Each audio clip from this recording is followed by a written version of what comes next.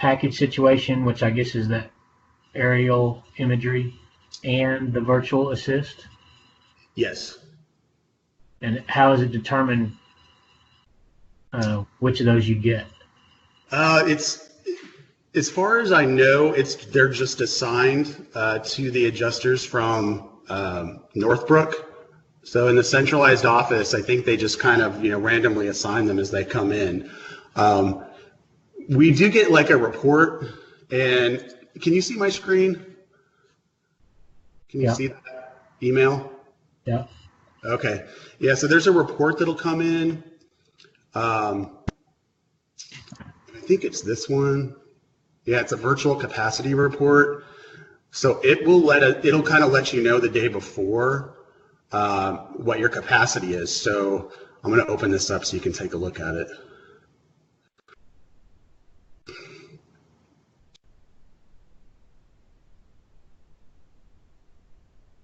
So it'll show you here. So I'm right here, and it'll show you what you have for the day. So this is an AI package. So I've got one package, one AI package, and 4 VA calls is what my capacity would be for the day. And you might just have to zoom in on those when you're showing them on the Skype, like just 150%. Okay, is that better? Where are you? What line up? What? Right here. There it is. Yeah. So it's going to be right here in this column, and I don't know if I don't know how these will be assigned to you, but that's just kind of a report that that comes out to us like every day. The way that if it's an AI package is if it'll come through your task. It'll show up as a task here, and it'll say you'll usually get 2 or 3 tasks, and one is just the review file claim handler, and one's this property VE on-site professional, and sometimes there's another one that shows up, but these are the main 2 that you'll get when you get an AI package. And are you truly the claim handler, claim owner on these? Not the claim owner. So if I pull this one up, I think I've already got it up here. Yeah. So let's even pull this one. So if you go to the performers, you'll see. So it's got me listed as a claim handler, but it does for right now. Initially, it'll have the claim owner as the resource virtual field team, but they will assign that to a claim owner. As far as I know, that's what it looks like. That's what happens. And then they'll have you'll see I'm here as the claim handler, and then also down here is the outside adjuster. I guess I haven't caught up to you yet. I got a white screen. Oh, okay. I got the tree on the left, but then it's just a white screen. Oh, okay.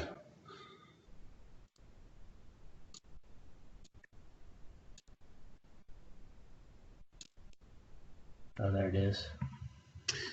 Yeah, so you'll see all these different performers, and on the AI packages, you'll get added as a claim handler, and then also an outside adjuster. So if you've got 2 AIs, you can maybe do those first in the morning and then go into the virtual. Is that yeah, that's typically what I do. I think everybody does it a little bit differently, but I like to just knock that one out in the morning and then just do virtual calls the rest of the day. But I think there are some adjusters who start earlier in the morning with virtual, and kind of just depends on what you want to do. Right. As long as you get your claims in. And I'm sorry, tell me how many, what it said your availability was today? So the goal is they want you to have between 4 and 6 per day. Wow. Yeah. So, I mean, it doesn't always work out that way. It depends on how large the losses are. And so we can kind of go into this one, and I'll kind of show you. So this this is the AI package that comes in.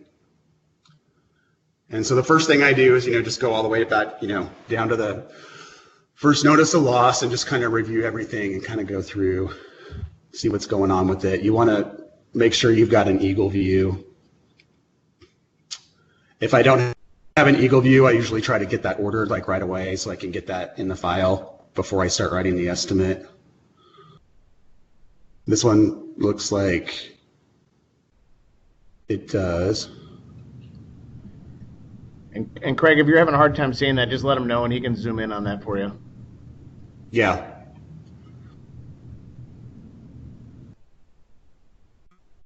The other thing with the AI packages is they'll come right directly to your Xactimate. So you'll see it's already been assigned to you. And so you should be able to just go right into Exact and then pull it up from your list of projects. So I'm going to go ahead and open it up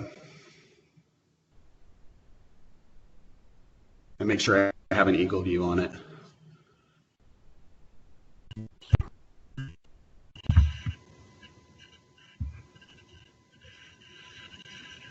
And I do, so that's a good thing. So I'll import that. Does the Xactimate shell automatically come to you, or you have to go into XactAnalysis and send it to yourself? It depends. Sometimes it will and sometimes it won't. So if you don't see it in there, then go into XactAnalysis and you can usually grab it that way.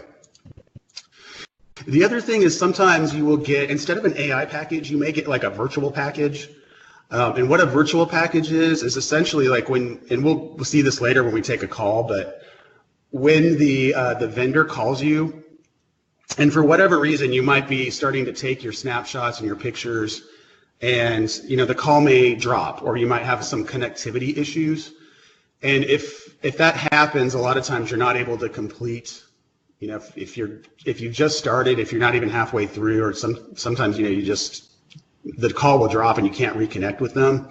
They'll go ahead and upload that. They'll finish out their photos and do their roof assessment form and complete all of the documentation. They'll go ahead and upload that, and it usually will show up in XactAnalysis.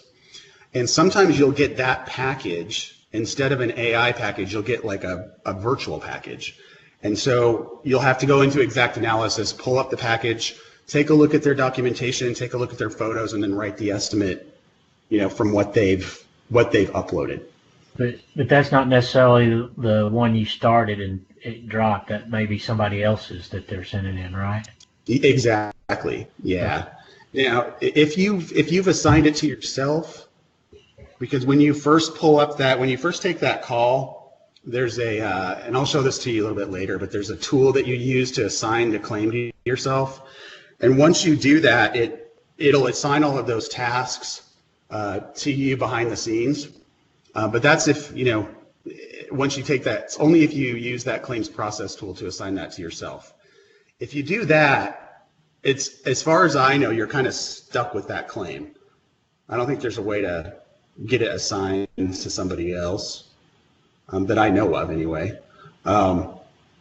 But you're right. If it drops, you might get somebody else's package. Someone else might get yours, that you started off with. So that happens.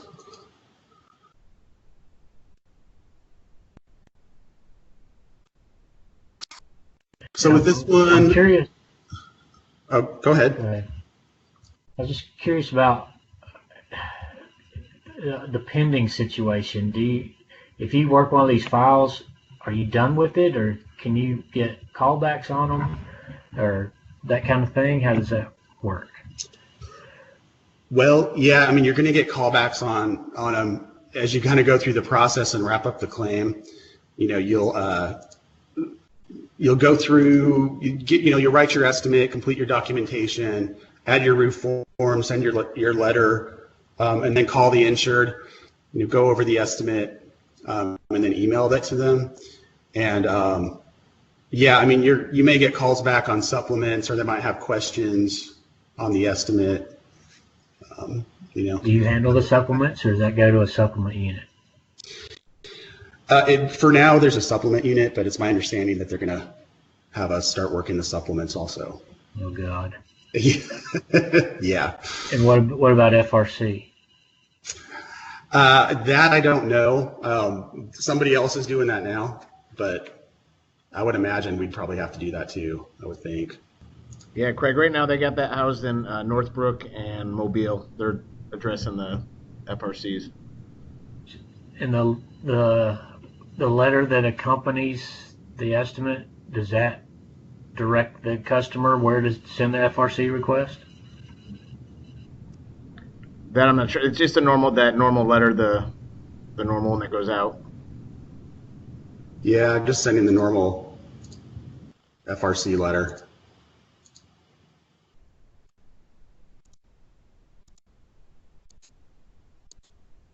So I'm just kind of getting this one set up. And Craig, I think the expectation right now is for you guys only to do 5 a month. So it's not to overwhelm you guys, but it's just to get it started and see what the capacity is going to be moving forward. Okay. So I'm just kind of getting this one set up with the Xactimate, so when I go in, I can start writing it up.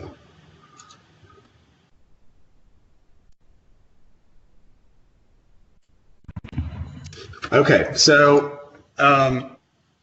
so when you get this in, it's going to have the AI package will have a link, and you'll see it in the in NextGen, and it looks like this right here.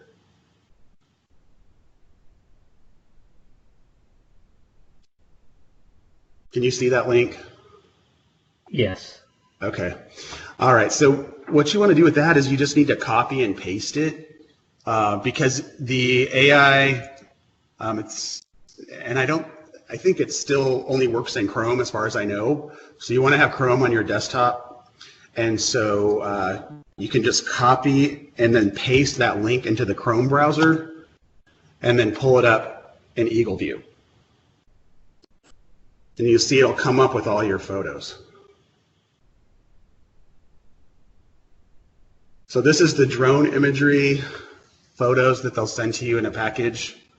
And as you can see, there can be a lot of photos that you have to go through. Yeah. So it can be kind of time consuming. What I normally do is I just, I'll pull up the first photo, and it takes a little while for these to come up. So I'll try to, wait for them to show up so you can see them, because it's usually, 5 to 10 seconds to pull up these. I don't know if it's because of the resolution or what, but they can take a while. So who would have made those circles? The roofer? Normally you don't see those. Typically you won't see that, but it's probably the roofer because the drone pilots aren't supposed to be doing that. Yeah. Yeah, so Greg, the processor sometime when they get the claim will explain how they're doing that, and they encourage the contractor to get out there, and do what they need to do or try to be there to show damages. But Ryan's right. A lot of times this comes in, it's just a plain roof with no circles, so it makes it a little interesting. Mm-hmm. Yeah, and those ones are a little bit more challenging because you'll get the sometimes you'll get those big huge houses that are two stories, and there'll just be a lot of pictures, and you kind of have to just really look at them those are the harder ones because you have to, they all can be a little bit difficult, but the ones that don't have as much damage are the harder ones to look at. It's not as obvious. Yeah. So down here, you'll see on the right, this is helpful. This graph right here, you can zoom in and out on this diagram. You can go to like aerial photo and you can see the satellite image, which is helpful when you're trying to figure out like which direction, which slope it, is facing. Mm-hmm. I generally just do the flight diagram. This little yellow triangle will tell you which direction the camera's pointing. So you can kind of zoom in and you can see, you know, this is pointing towards, you know, the south-facing slope. Gotcha. This information down here will kind of tell you how big the hail was, what the storm date was, what direction and how fast the wind was going, and what the sustained gusts and the gusts of wind were. We aren't supposed to get these. There's a threshold, and I can't remember what it is, but it has to be a certain hail. You know, this hail has to be a certain size, and the wind has to be a certain miles per hour in order to even get these to go. Yeah, into the 1.5 inches. Okay, yeah. The video I watched earlier. Okay, yeah. So the other thing about this is with these little colored dots, over here on the left, in the upper left, the blue dots are going to correspond to your roof photos. The green are wall photos. So you can actually, like, if all you want to see is the roof, if you know there's not going to be any collateral, or you've already checked the collateral and you're coming back to just look at the roof, you can uncheck these and check the one that you want. So you just want to do roof. Over here, you can see you just have the roof photos showing up. You can click on each one of these dots and go directly to the photo as well. So if you're looking at, you know, if you just want to look at this structure on the north side, this, you know, garage or whatever it is, you can click on those and go directly to that structure. And does the drone inspect gutters routinely? It's supposed to. To be honest with you, that's tough because a lot of times you can't see the damage on the gutters, especially if you just got photos. So I would imagine a lot of those come in as supplements, to be honest, because I don't cover them. I don't put it on there unless I can see the damage. What about AC fins? What's that? Air conditioner fins. Do they look at that? Yeah, they're supposed to look at that too. So when you're going through everything, I'm going to go ahead and click on all of these so we have all the photos. I usually put up the first one. I will go up to this little right-hand corner and expand the photograph because it actually blows it up a little bit larger. And then I just start going through the pictures. Do you go through every one or just till you find enough to justify buying the roof? It kind of depends. Typically you'll have to go through all of them, but if you can get enough damage, then yeah, I mean, there's no reason to look at additional photos if you've already got. Well, first three we looked at on that one, this one looks like it's a done deal. Pretty beat up, yeah. So you can see here, you got your layer pick. The drone inspector does that? Well, this one might be. This may be this might be Eagle View Onsite or somebody that actually goes up there and does that. Yeah, it's a little bit confusing. I'm not really sure like how that all works, but sometimes you will get what's like sort of like a virtual package, but it comes through this way. I'm getting off topic, but wonder why we would pay for a drone inspection and somebody to go up on the roof. I think I'm suspecting that it's a mistake. Like somebody's ordered it incorrectly and they didn't see that it's already been done. They duplicated it. Okay. Yeah.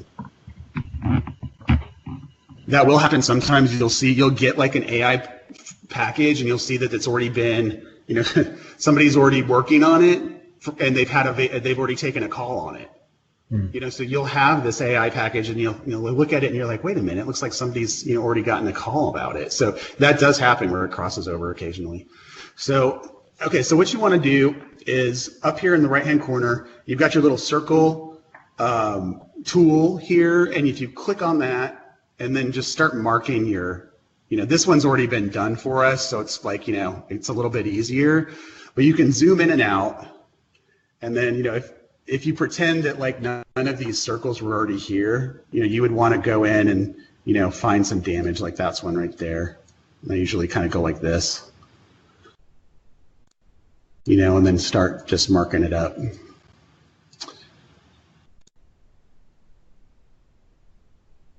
And this one's pretty easy because it's probably going to be a total roof replacement.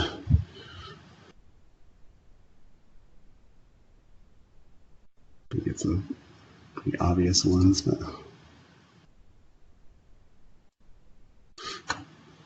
So Craig, what you would normally have to do is how I zoom it in like that, you would have to zoom in, find the hail, and then circle it. Yeah. Okay. Yeah. Most of these you won't get already done for you like this. And I got bumped off and just came back in. I don't have any video at this point. Just a black screen. Okay. God, dog it.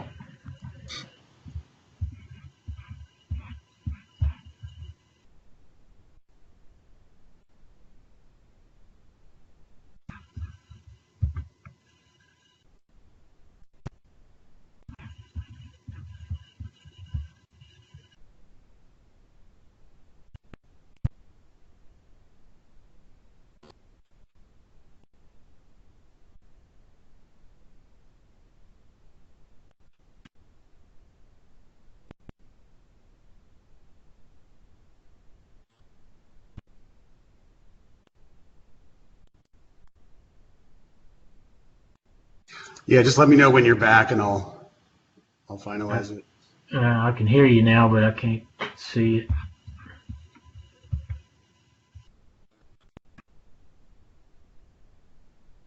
Tell you what, I'm going to jump out and jump back on, see if that helps. Okay.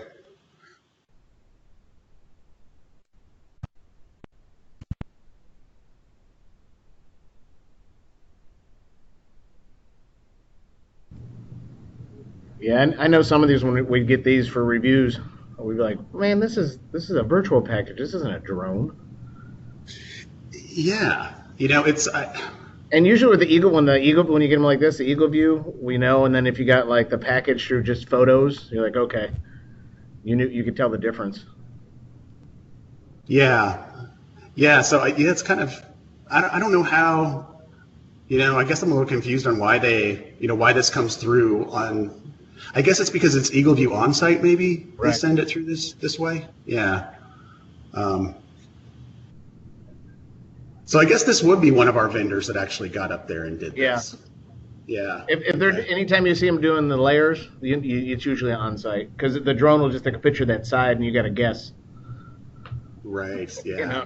Usually get the rake and you're like, maybe 2, maybe 3 layers. I don't know. Yeah.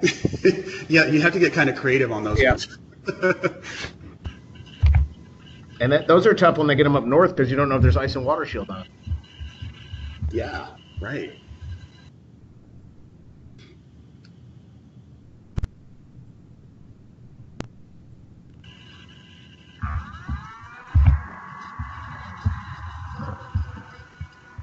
Can you hear me? Yeah, I can hear you.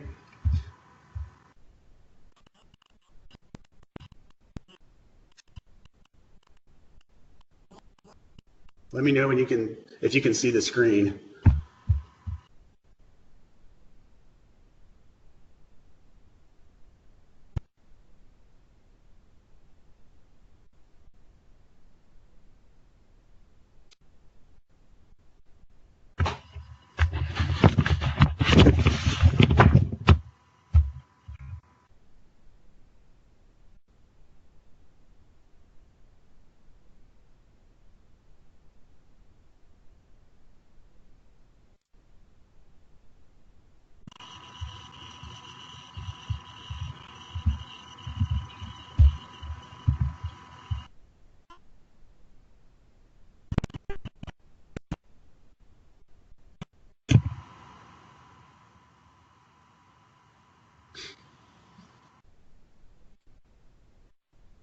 Ryan, can you hear me?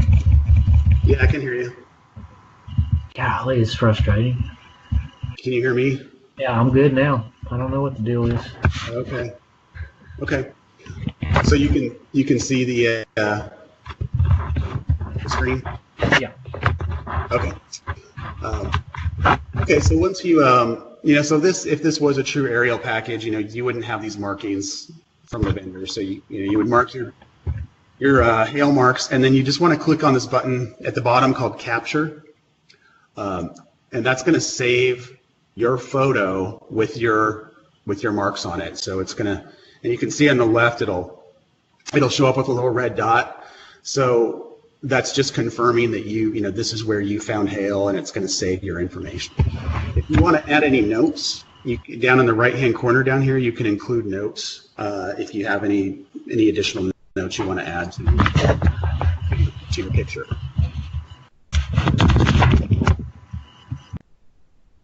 So again, we're just going to go ahead and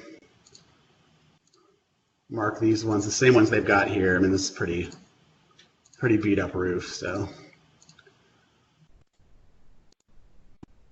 we'll mark them and then capture.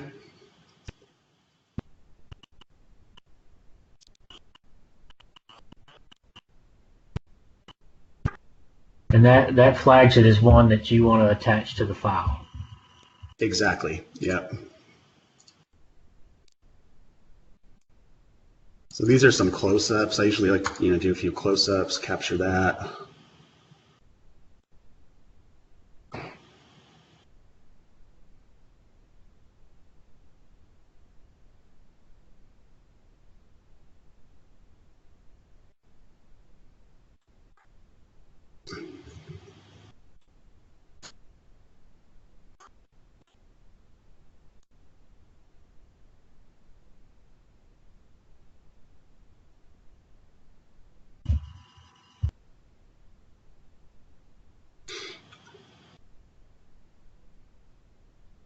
Yeah, that's kind of like, it's definitely some granular loss on there. That I wonder if they have, they didn't put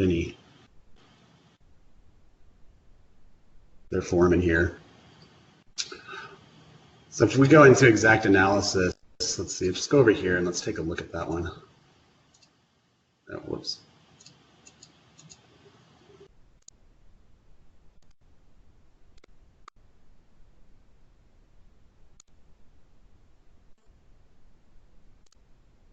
Okay.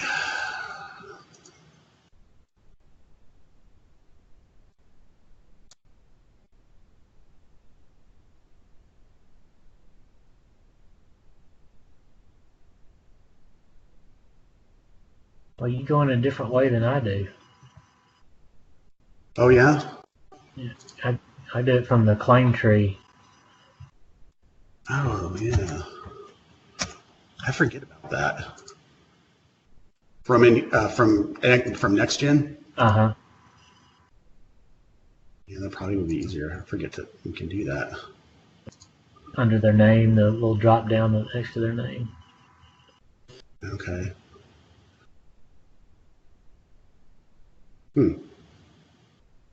Yeah, so there's no documentation in there on that one. But I was thinking maybe there would be a roof assessment form or something in there.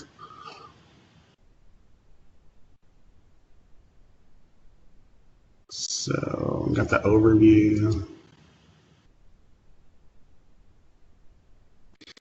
So in this one, it looks like, what do we have? Got the front, there's a Ken Hale.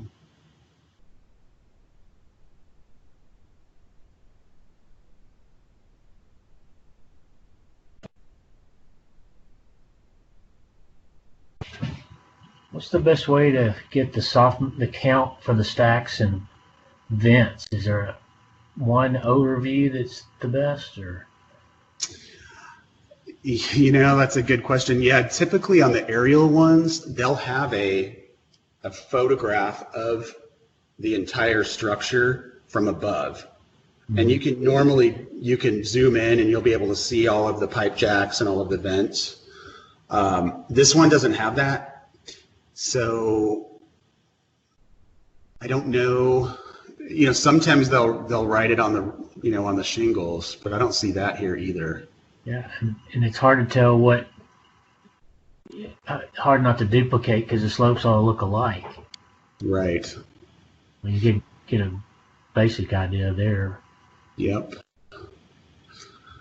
Yeah, see, they don't really have like, I mean, you can kind of go through the overview shots and kind of, do it that way, but this isn't the best because there's no documentation with the count and there's not anything written on the roof. So we've got this one is from, let's see, front. So this is the south front, it looks like, with 10 hail. So I typically just go into, I'll open up my roof form and just start doing that.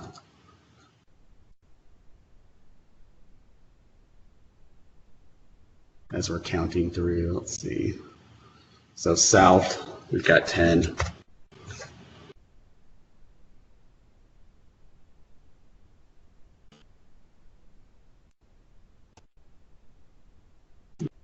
Put this up here.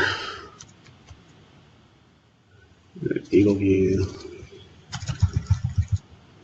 View on site. Covered roof damage. If you've got any, granular loss or additional things, you can put those in here, just like you normally would. Oh. And okay, yeah.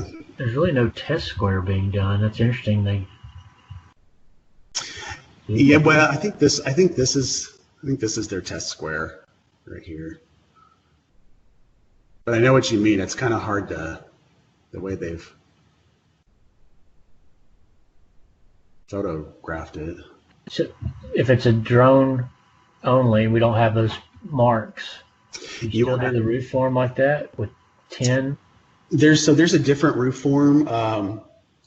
So this isn't a true aerial package. This is more of a virtual coming through, looking like an aerial. Okay. But there's another form for aerial roof form, and I can send this to you. But this is what it looks like. And it's much simpler and it's a lot easier. You're going to add, basically your the same thing you normally would with this roof components. Your claim number, the age of the roof, the stories, and all that stuff, and then your collateral damage. And then there's only basically 3 questions on this one, and it's are you finding damage to the slope? All slopes or whichever slopes you're finding damage to. And then, if yes, does the damage exceed the market threshold? And it's just a yes or no question. And if no, is there evidence that the damages cannot be repaired? So this form's really nice because it's really simple, and you don't actually have to put in the counts or the squares. So yeah, this one we can't really use because unfortunately, this is more of a virtual package than an aerial. Gotcha. But, so, see if we have any damage on the.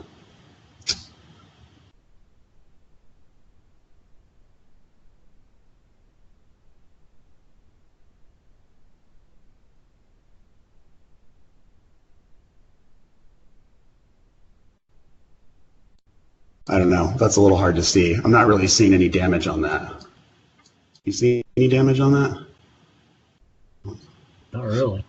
Yeah, I don't think so.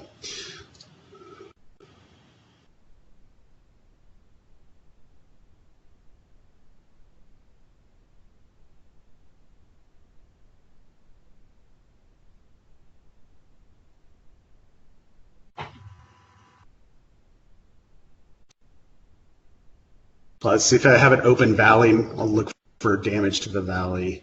No, it's kind of hard to see on that one. I don't really see anything on that.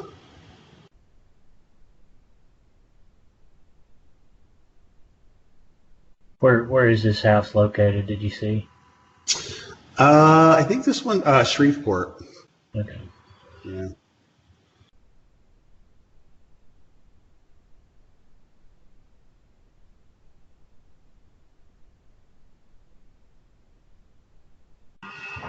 I could run over there real quick and check it myself. Where are you at? I'm in Tyler. I'm only an hour and 15 minutes away. Okay.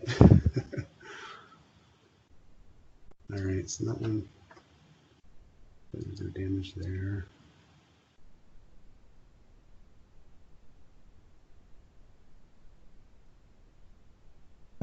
In my honest opinion, this reef's borderline situation, but because we're seeing what we're seeing, are you leaning towards, is your thought process this is, you're going to buy this one all day long?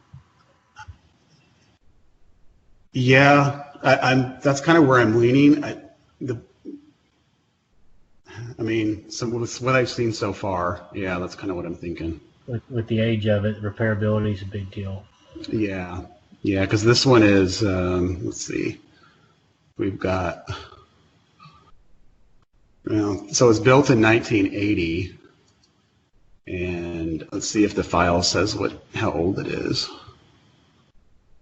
Sometimes you'll see in NextGen, they'll add this template where it'll tell you the age, but it's not in this one. I don't see it. Sometimes I'll open up the first notice of loss and see if it's in there. Mm-hmm.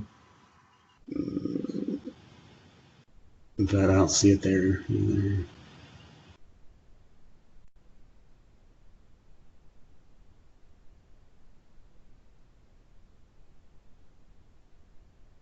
Yeah, it does look pretty old. Yeah.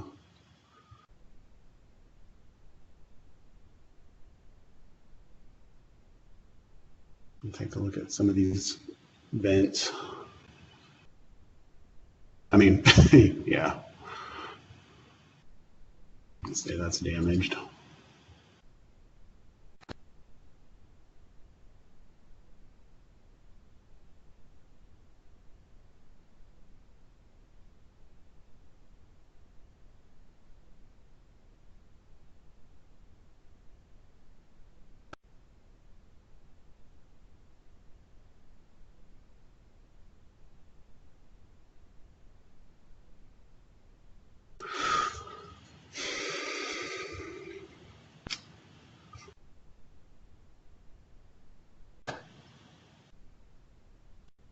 Yeah, this is going to be kind of tough because we don't really have a good count of how many vents are up here.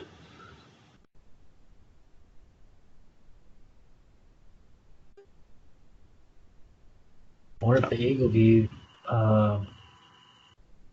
pictures, overhead pictures, would give a better shot. Yeah, I wish they had some in here that were, over the whole structure. So, yeah. And then sometimes I'll go through here and I'll just start taking notes on a notepad. Like I'll put like satellite,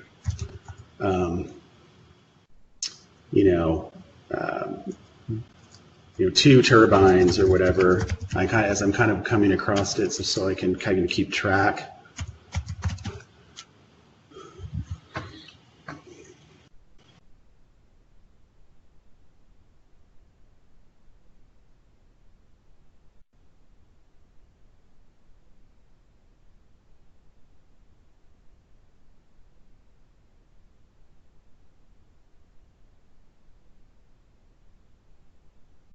Yeah, I mean, I'm thinking this. It looks like hail to me with a lot of granular loss, but I know what you're saying. It's kind of borderline. I mean, I think if the circles weren't there, it'd be a more difficult decision. Yeah, because you really would have to kind of zoom in. A lot of times what I'll do is I'll kind of, I'll on the aerials, I'll blow up the photo, and then I'll zoom in, and this is not a good. The aerial pictures you get on a true aerial are going to be better quality than this, but a lot of times I'll just zoom in and I'll just go back, and right to left, and then I'll kind of go down, and then I'll move back over, and just kind of like take an overview of the whole slope, and you can get a better picture of the damage that way.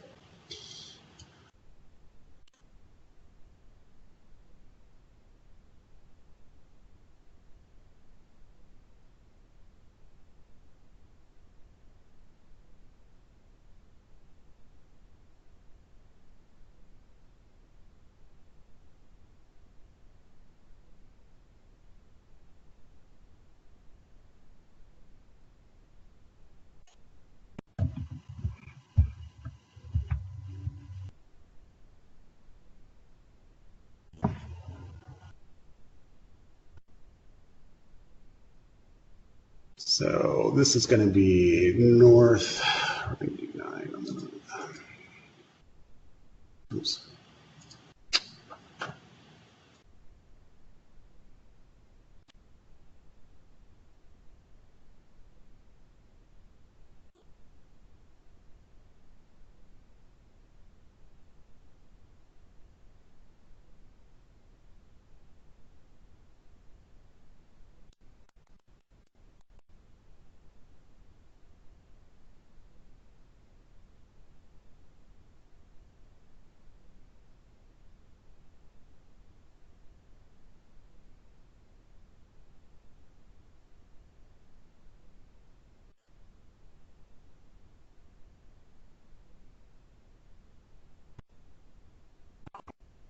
How many pictures do you typically capture and put in the file? I would say probably about 10 on average.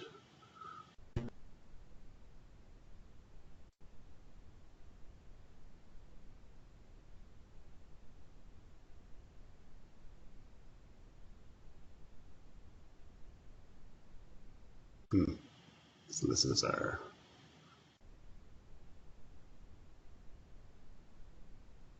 See, this is where sometimes it gets confusing because I'm looking at this and it's like, okay, this is left east is what it looks like, but this camera, oh, I guess, okay, so that is, I guess that is pointed.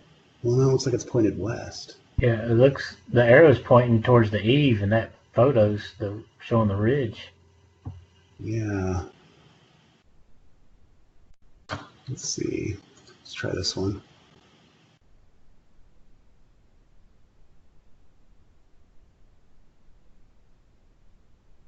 Well, we'll go with, let me say this is the east. Let's see. Oh, because those aren't drone pictures. Those are pictures that the inspector took. Right. Right, exactly. So, yeah.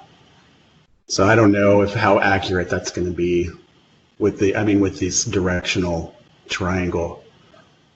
The drone pictures are pretty accurate, but when it comes through like this, I'm not sure about that. So let's see. Let's go to the west. But regardless, we're going to do 9.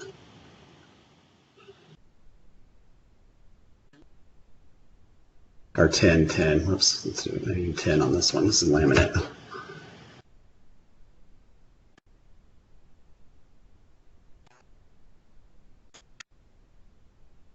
If you ever need, because you get these from all over the country, and if you ever need to go in and see like what the thresholds are for different states, you can go to this knowledge library, and I can send you a link to this. This is pretty good, and you can just search in here, and I'll just hit like shingle thresholds.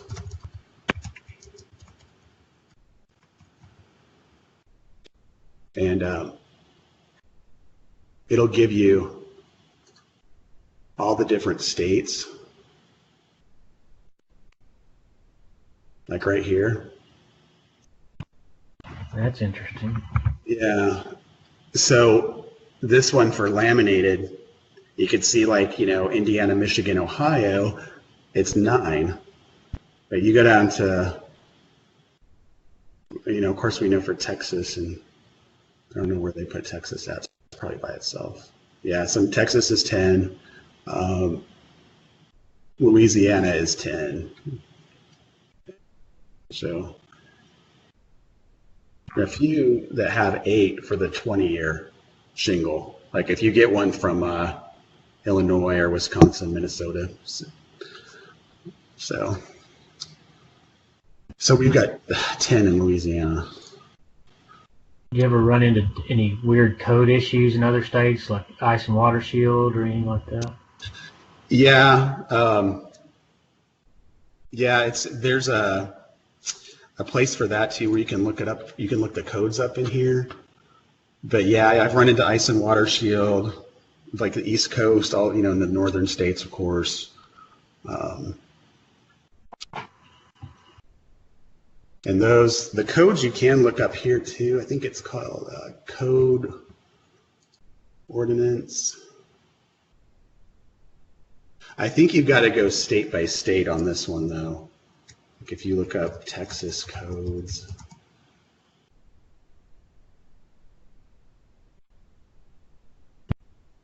They'll have that information in there. I guess some states, have code for decking. Mm-hmm. So that'll show up sometimes. That's good to know. Let's see. So we'll do a few more of these. Capture them.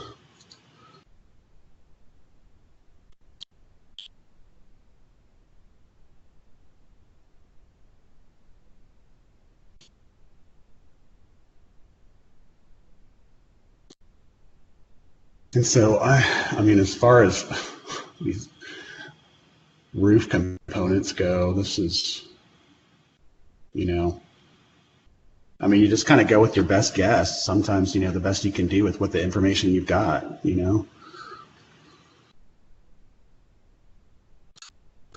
Turbines and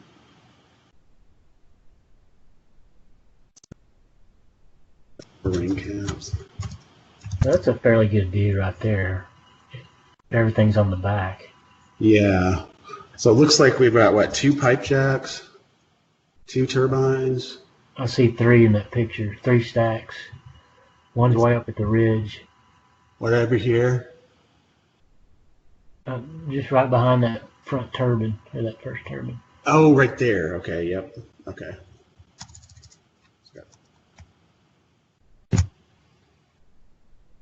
So I'm thinking 2 turbines, 3 pipe jacks.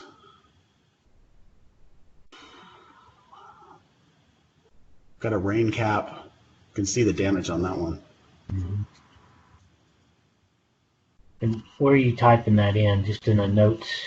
Yeah, just so I can come back to that later when I'm writing it up.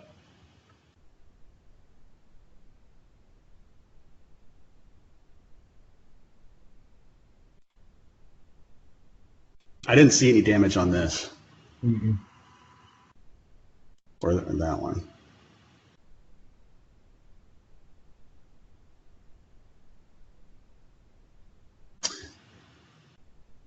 There's a masthead here.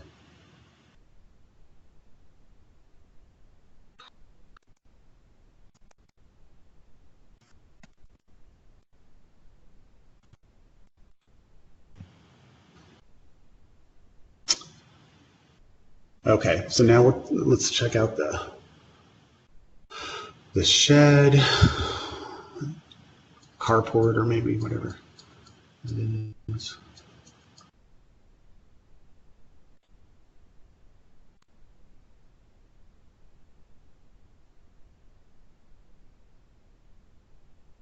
See, something like this, it can be really difficult. Yeah. Because it's like, is this damage? I don't know. I mean, this, you look at something like that and you're like, okay, well, that right there looks like it could be, Yeah. I don't know. That'd be something. That looks like a supplement situation to me. The Yeah. references in pictures.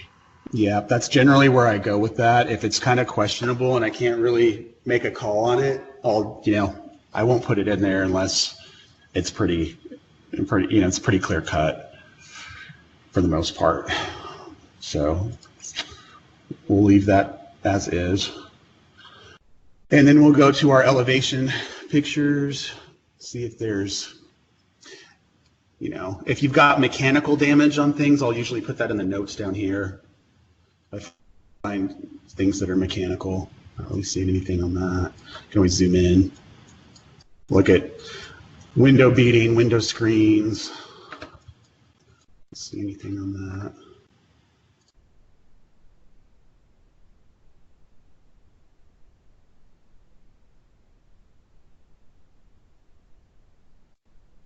with some of the aerial packages, you'll get a lot of siding damages. Sometimes you get personal items.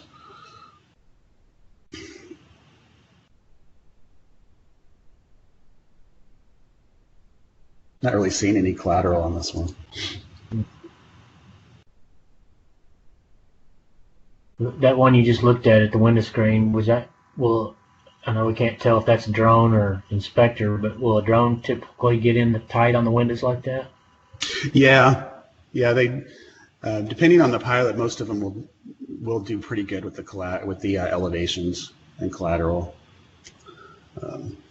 Sometimes they'll come in and they'll just you'll get there'll just be tons of photos, and it's like they're just taking pictures of everything. It's kind of hard to tell on some of those when you get 100 photos. Some of them just go crazy with the pictures. Mm-hmm.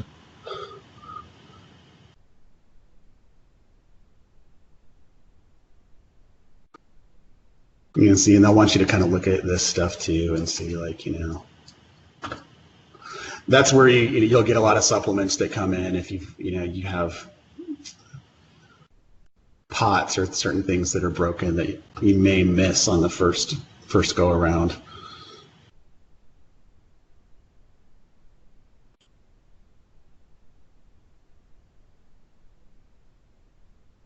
I've noticed a lot of pictures of barbecue grills in these. Yeah.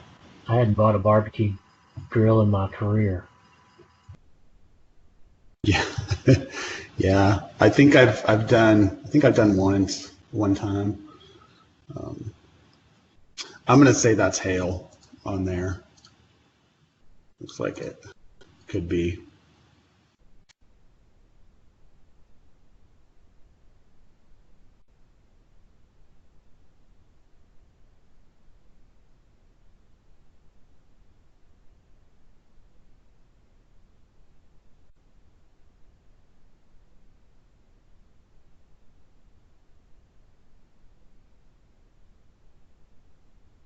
I'll add that to my list.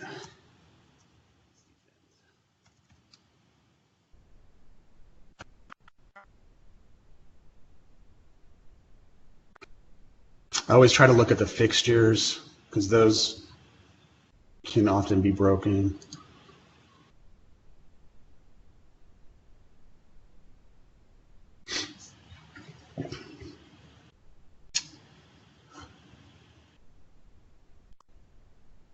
So this is where, it's kind of nice to have this little diagram over here because sometimes you'll get these pictures and you're like, what am I looking at and where is it? Mm-hmm. And so it's nice to kind of put it in reference with this diagram.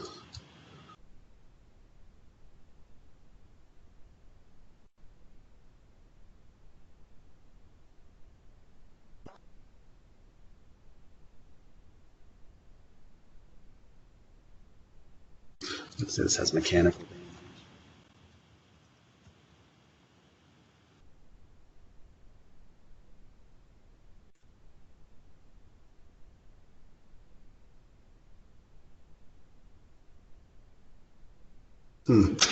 I don't know about that. That looks like a hammer. Yeah, this just looks pretty beat up. I mean, I don't know. I guess is that chalk on there? Yeah, he's circled. They've circled these two spots here. Wow. Yeah, I'll tell you from a QE spec, when I did the QA stuff, if you put on there, it looked mechanical damage, they wouldn't call you on that.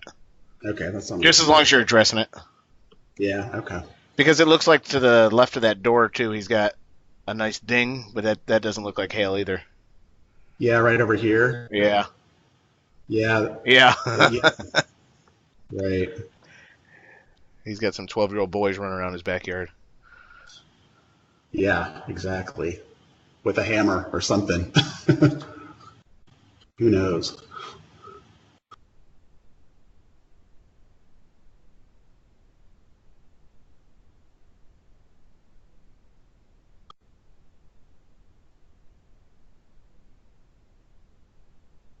That one came from the inside out. Yeah, this one here. Yep. Looks like this one too. Yeah. So we'll say mechanical on this one. And then capture it.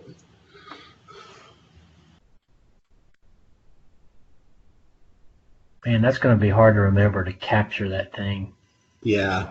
The other thing you want to make sure you do is once you're completely done with all of it, you got it up here in the right-hand corner. You have to hit finalize, and that will add it into NextGen as like your photo report.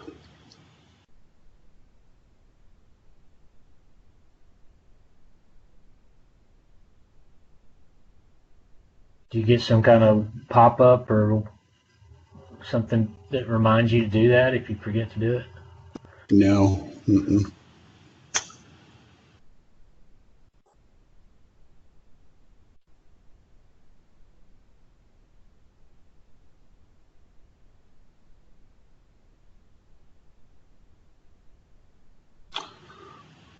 Well, I don't know.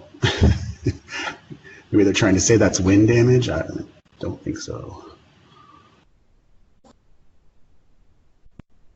I don't know. That is me.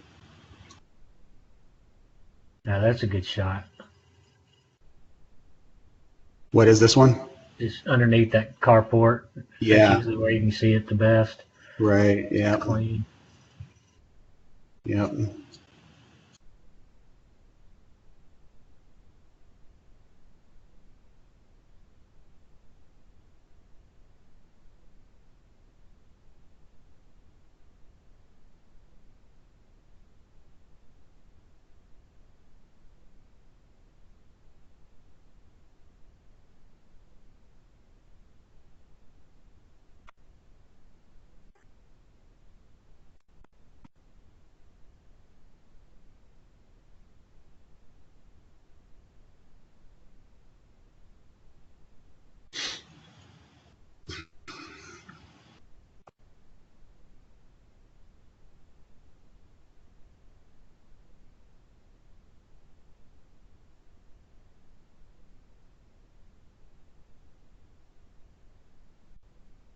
Yeah, I'm not seeing anything on the grill.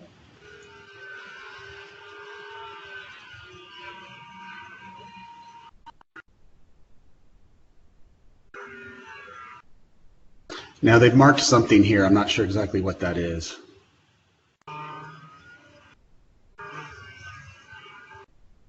It's like I guess it's the support for the tarp. Yeah. But I don't know. That's not.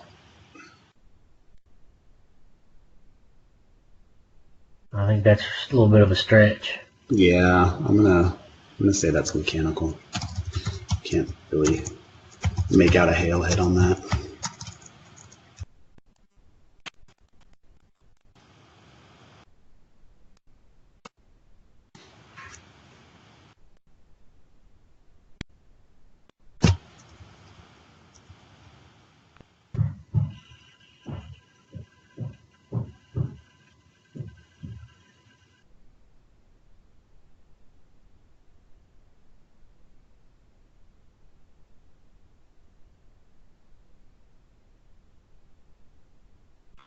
And then sometimes with the fence you just have to kind of make a call on how much fencing that you're seeing.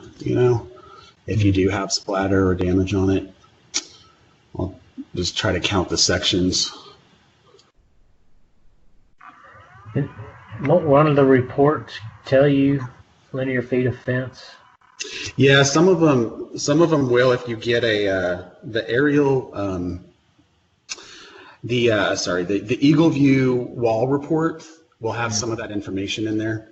So on those aerial packages, you will get a more detailed like Eagle View report with it'll have the square footage of your elevations and additional info on there.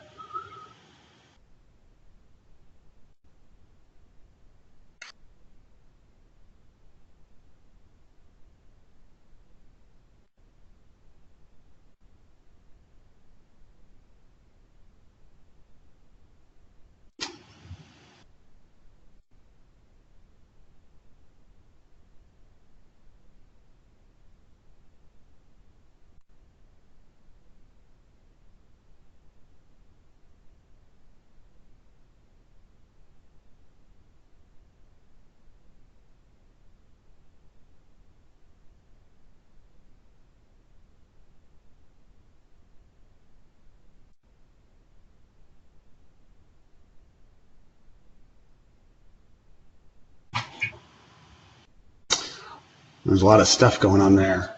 Yep. I don't know what to do with that.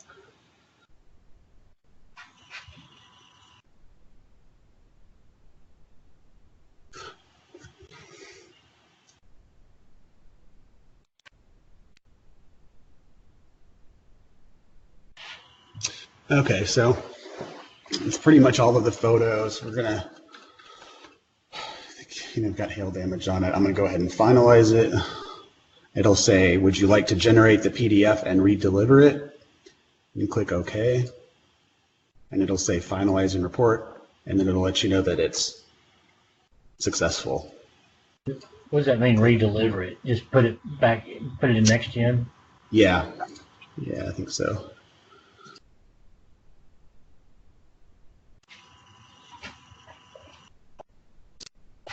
Okay, so we've got the roof form. It's pretty, we need to put our squares in there. Let's see.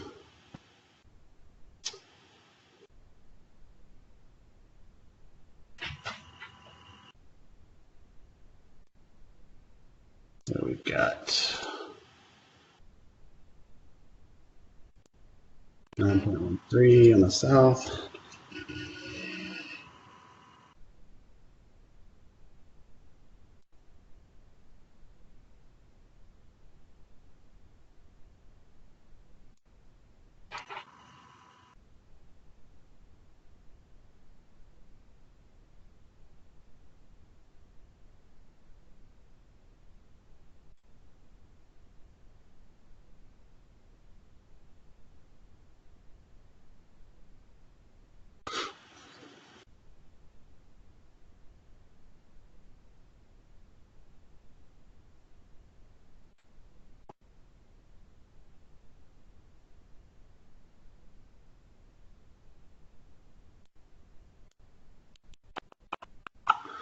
$4.14.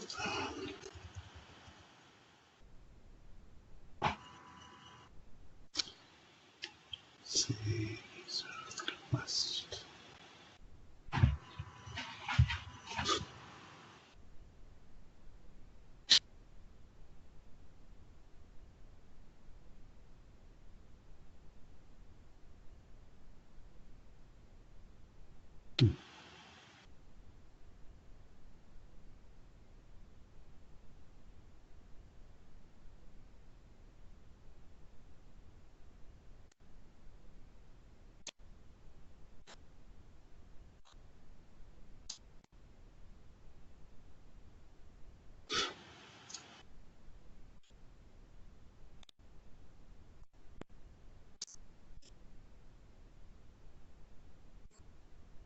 What are you going back and looking at your counts? Yeah, and well, and I'm looking at the squares to put it in the roof form.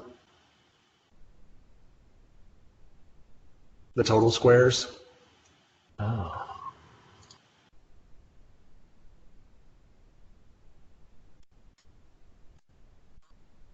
I mean, I guess it's, it's past the threshold. We still need to do that though, right? Am I wasting time on that? So that's different, different form than I'm accustomed to. Yeah, my understanding, if it's past the threshold, then it was a no-brainer.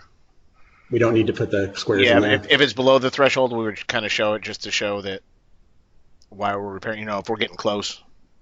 Okay. And then for wind, it's necessary, but... Right, okay. For hail, though, if right. it's... If you're if threshold's at 9 and you're at 9 or above, then I would. Awesome. Okay. Yeah, I wouldn't waste time calculating. Yep, I'm not going to do that anymore. Perfect. Okay. All right. So let's see.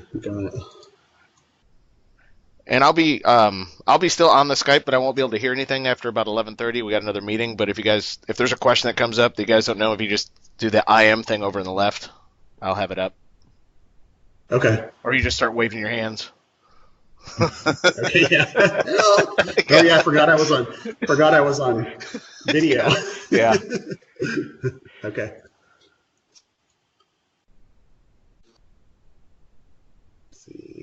So this one.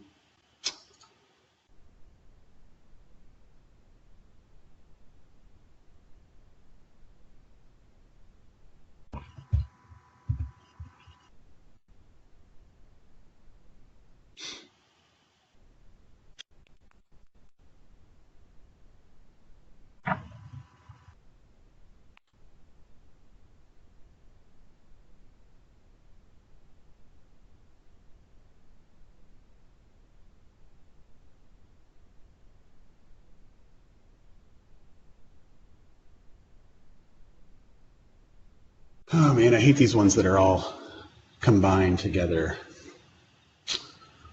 Let's see. Trying to separate your detached.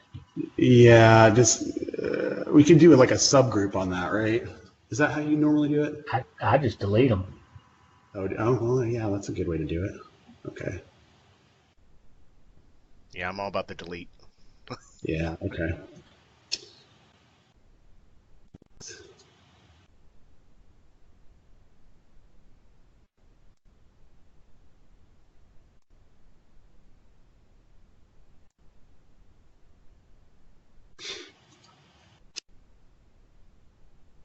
So on this one, yeah, we don't really know the age of the roof. So I don't. What do you guys normally do in that situation? I mean, would that be? Your educated guess on how old it was. Yeah. Okay. That's good. Yeah, That's those normally are what I probably do. 13 years old, at least. Yeah, I would put it in there, your educated guess, and then follow the insured, and if they say something different, then you can always change it.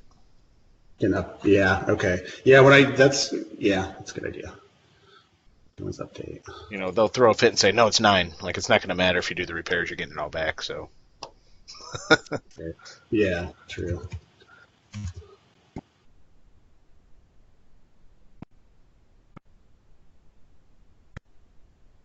See, and then you look at this and you're like, okay, we know it has Valley Metal.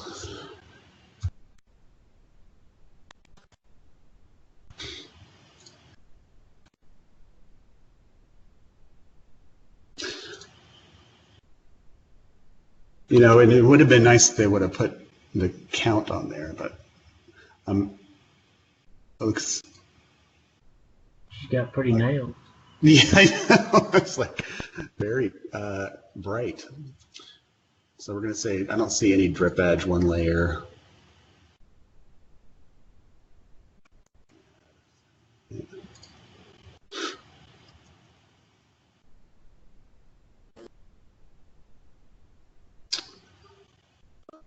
Let's see.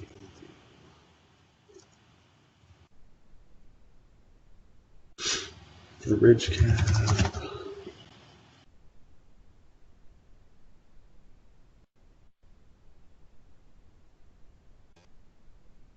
I might check that valley picture again. That might have been that W profile.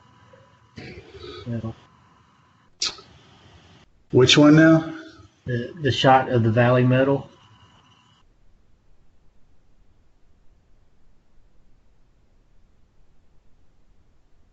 Oh, right here. Yeah, if they got a close up of it, I thought maybe it was a W profile valley metal, which would be a different line item. Okay. I'm not really familiar with that one. Does that look? If you can find it, look at that number 77.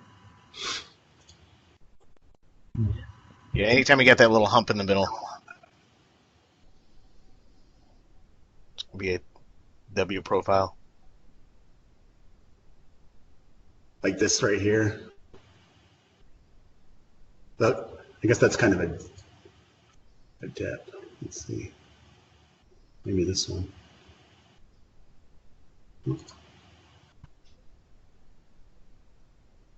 No, I was mistaken. I'm sorry. It's just Regular. It looks like it's galvanized, but it doesn't have that W profile on it. Okay. Yeah, Ryan got called on one. It's like this. It just sticks up in the middle. It doesn't actually have the profile, so he's been gun shy. Yeah. That is true. And what I would do on that, if you have a question, Ryan, or Ryan and Greg, if just document, based on the photos, you didn't feel it was W. If you think it's something that might come up. So, Okay. and with these, anything you guys can do, I know from reviewing them on the QA side, anything you guys can do to just CYA is going to be, you actually need a little bit more documentation. So, because everyone's not going to know what you're thinking when you're looking at your pictures. Okay.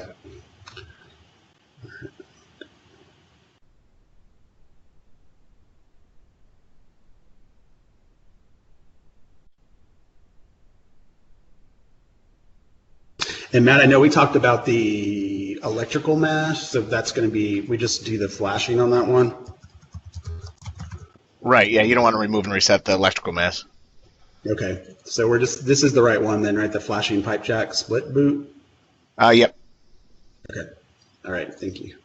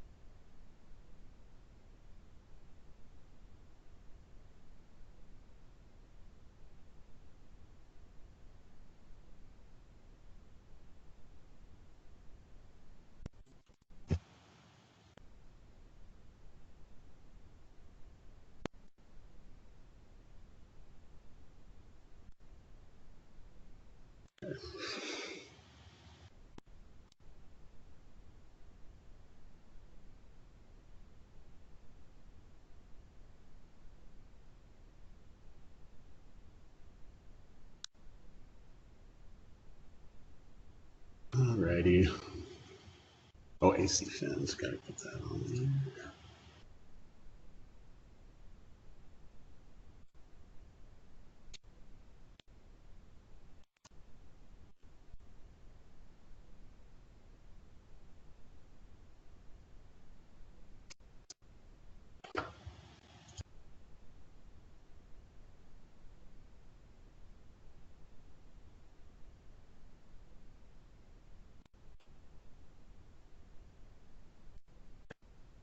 Okay. Anything missing you guys can think of on that one? I don't know what else. I'll make sure I don't miss anything.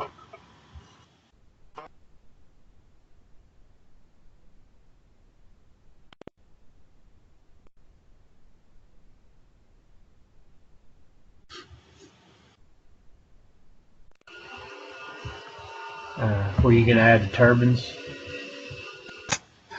You know, I don't know. Did we see Didn't seem damage like- on those? I guess we really didn't, did we?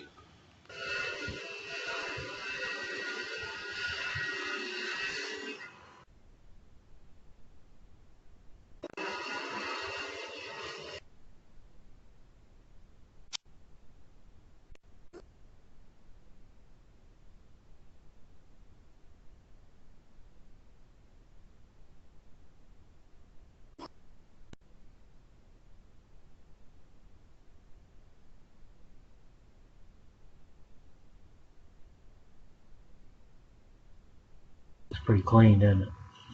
It does, yeah. I'm wondering if maybe, That could be one. we're at. Looks like there's some chalk on it. Right here. I don't see your cursor. Oh, down here. Okay, yeah. Yeah. Yeah, I think okay, that could be one.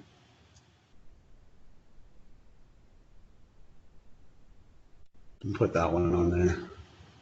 Let's see about this other one.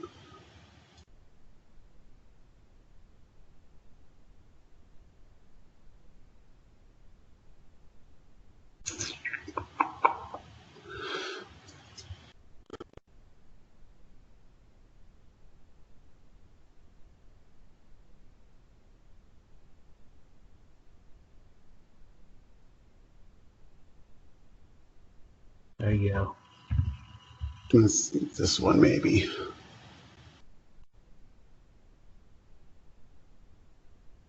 Sometimes it's really hard to tell, I think that could be one possibly. Okay, do that.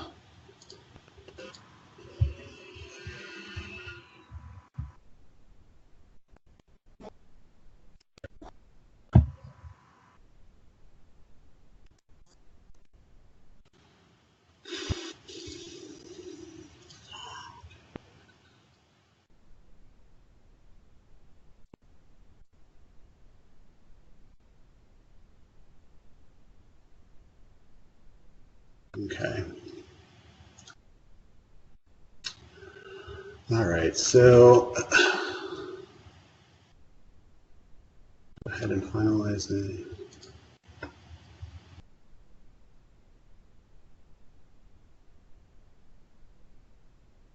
So once you finalize, can you still go back in? Obviously, you were still going back and looking at pictures. Yeah. I went in and just refinalized the report and just added it again with the update. What did you update? Those turbine pictures? Yeah. So I went ahead and went into capture again, captured those pictures, and then went up to the right up here and then clicked finalize. Okay. That in there.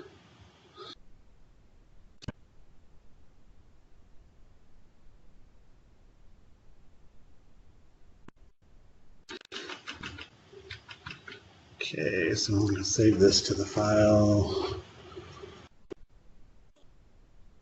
Let's see.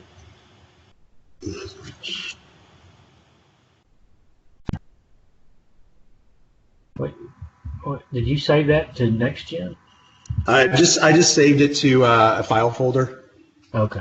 So I just have a ongoing file on the hard drive with those reports, and I'll email that to the insured. And is your name and number anywhere on there, or does it stay NCT? It does have my name and number on it. As the claim rep? Yeah, so up here it says that's kind of where I'm at. So I guess it's on this one it says field adjuster.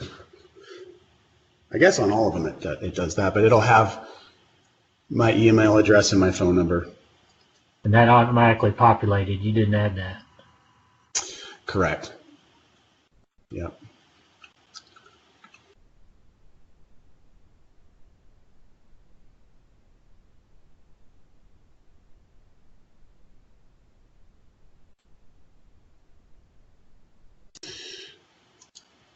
So the other thing is with the AI packages and the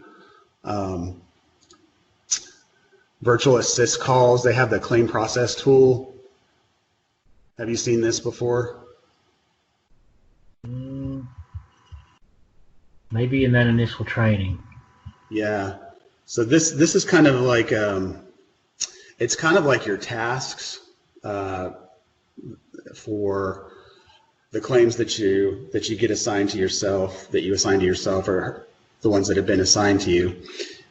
And there's three things that you have to do on it. So what you can do initially is just take the claim number, put it into the process tool, click search, and then it'll pull it up. Now this one's already been assigned to me, so I don't need to worry about assigning it to myself, but if you get it, when you get a VA call, you want to initially go over into this tool and then click on this little down arrow, and right here there's an assign to me link, and when you assign it to yourself, it'll generate all the tasks and all that stuff behind the scenes, and it'll assign all the tasks on that claim to you. And where do you find that tool that you just? It is. I can't remember. I guess it's just this. Yeah, if you just put this URL address into your browser, I think it'll take you to it. Okay. I can send that to you. Let's see. Once we get out of this, and it pulls up, I'll send it over to you. Okay. But there's three things that you have to do on each claim. This kind of like takes the place of your claim documentation. So instead of like, your the OA coverage doc and the other forms you got to fill out, the three you have to do are the coverage template, the initial contact, and the settlement call. This one here is for JHRN vendor issues. So if you have a call that comes in from a vendor and say like you're not getting good photos, or if you get a package that comes in and you've got photos that aren't very good, or they're not professional, or whatever reason, whatever feedback you need to put in here, you can send back to the GHRN vendor. I've done that a handful of times. The authority request and follow-up, I don't really use those. Settlement grid, I don't really use that one either. I just do the ones that we're required to do. So coverage template's always kind of the first one. And this is where, you got to kind of go back and forth and take a look at prior losses and see, what we're looking at here. So we've got the water claim on the prior, pipe burst, windstorm and hail. Could be interesting. Yeah, and that happens a lot. I've covered a lot in Colorado where people just got their roofs replaced last month from that storm in June, and then it got hit again.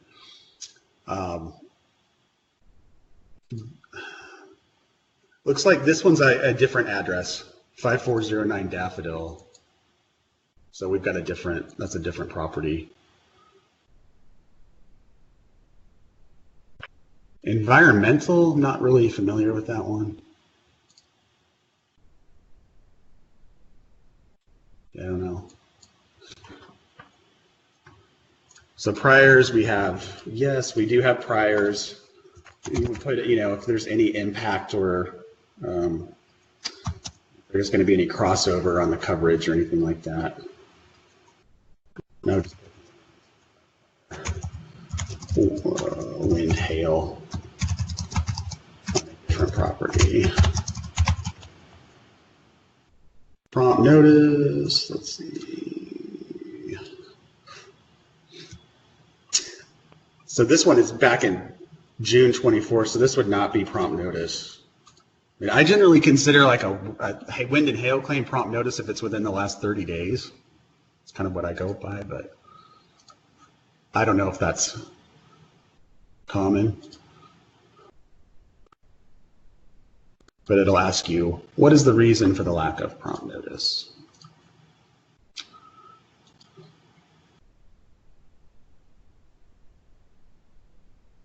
And we don't really know exactly.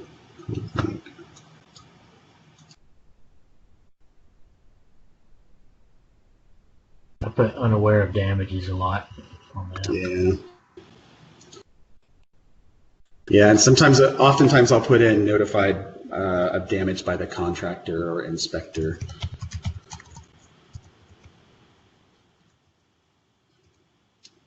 say,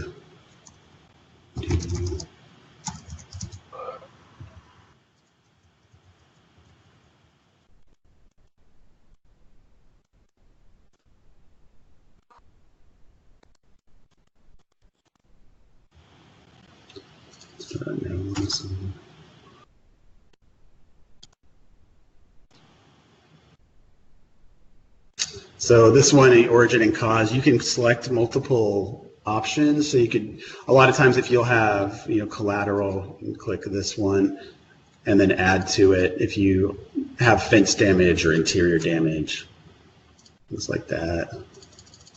This one we're just gonna have wind and hail to the roof. Subrogation, no defects, or installation issues.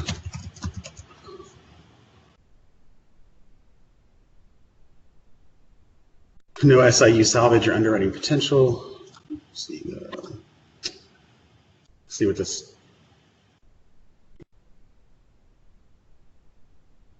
The other thing with a lot of these, because they're coming from different states, you kind of have to sometimes look up the policy information, because the coverages aren't always the same. So, that's a work in progress, but this one's going to be a deluxe homeowners. Do other states have the roof surfaces endorsement on the house and home? Yeah, they do. I haven't run into any with the payment schedule though. That one, that 145 we have here in Texas? Right. That really bad one? Yeah, I haven't. I've run into just the roof services, but not the payment schedule one.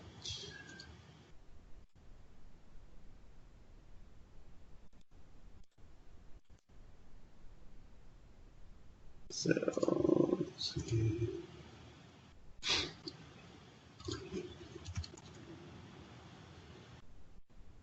It's an endorsement.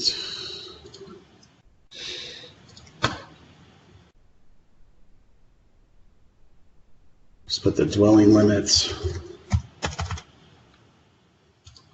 And here I'll do covered loss. Hail damage to roof and roof components.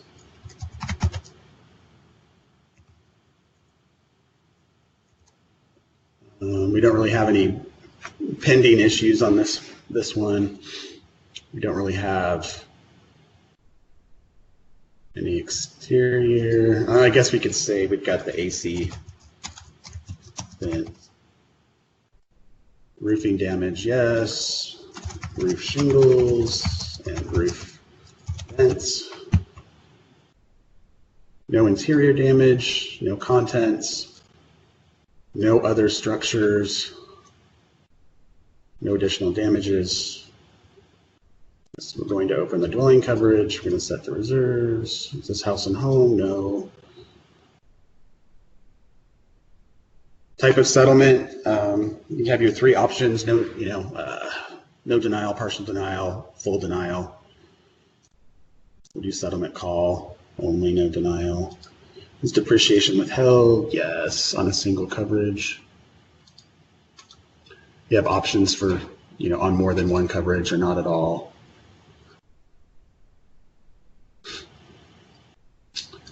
So the recipient on this one with the letters, I just put, the insured's the recipient. I'll put letter, email, and phone call. And other notes.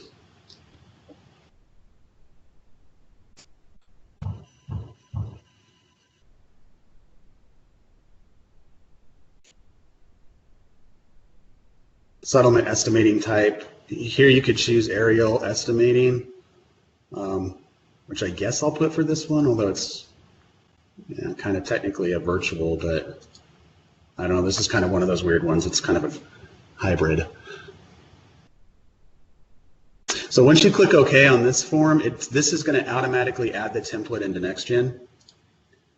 So you'll save the file note. And it usually takes about 5 minutes, 10 minutes maybe, somewhere in there to actually add that into NextGen. And did it also send an FRC letter? No, you've got to do that too. So here I'll go in and go ahead and issue the payment.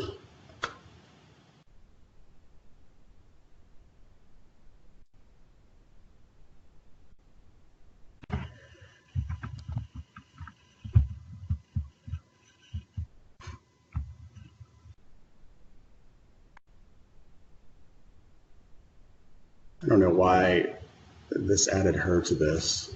It's kind of weird. I'm going to reassign that to me.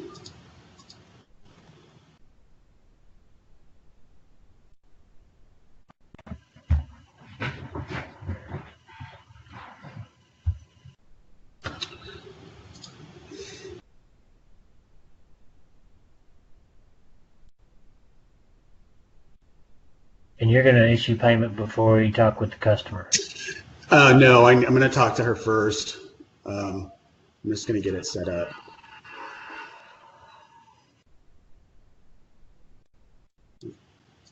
So you want to choose method of settlement. It's going to be the first call settlement.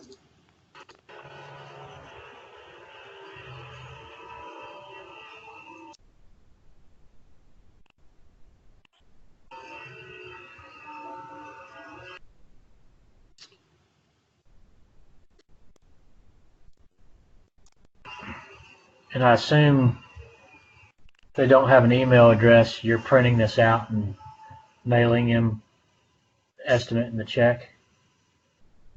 I have not been doing that. I don't know.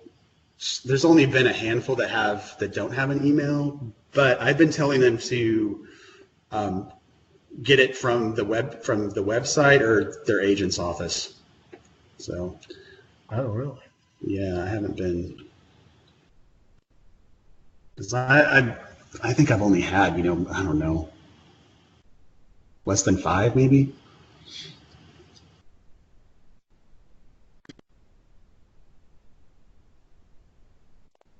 And if this Miss Rich is not available, if you can't get her today, you've got to set a reminder to do it tomorrow. Yeah. So what'll happen is, so these other 2 templates, this initial contact, click on that. And then this is going to be, so the first question is, can you accept the claim? Yes. And then this will ask you if you can make contact. So yes, if you can make contact, then great, you fill out the rest of the form, boom, you're done. It's all good. There's another 2 options, which is yes, insured was not able to discuss claims. So if they're, busy, they can't talk or whatever, you fill out this. Or this third option, which is no, you couldn't get hold of them, and then yes, I could leave a voicemail, or no, I was unable to leave a voicemail. So if you fill that out and you click on yes, I left a voicemail for the insurer, but I couldn't get hold of them, then it's going to automatically generate a task for you tomorrow. So if you go to the home screen here, you'll see here on the right, it's got my overdue tasks, which these are all just old claims that I've basically called 3 days in a row, left multiple voicemails, and I wasn't able to get hold of the insured, so I just sent the no contact letter, and that's pretty much it. These ones for today are ones that I need to follow up from previous this week. And then you'll see if you can't get hold of the insured and you're just leaving a voicemail, it will automatically add that task for you tomorrow. Okay. And it'll keep going. And so, after 3 days, it doesn't actually shut off. And that's why there's so many of these that are overdue. And I don't know if I would assume they're probably going to start working on that, but it'll just keep generating until that overdue task just kind of sits there. And I've just been kind of leaving those as is for right now because they eventually just need to be taken off. So you can't go in, if one of these guys called you this afternoon, you can't go in there and complete the task? Or oh, no, you can. Yeah, you can definitely do that. You can still go up here and you would be able to click initial contact and then fill it out. Okay. Yeah.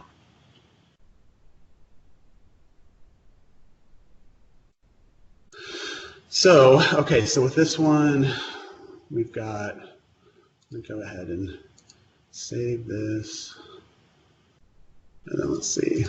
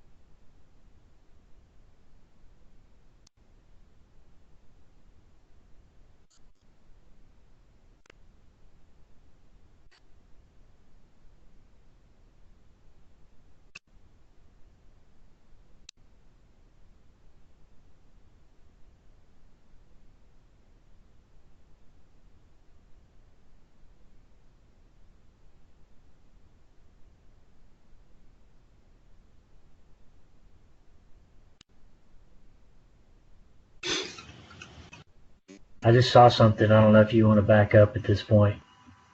Your your waste factor had close cut valleys. Okay. Nope. Sorry.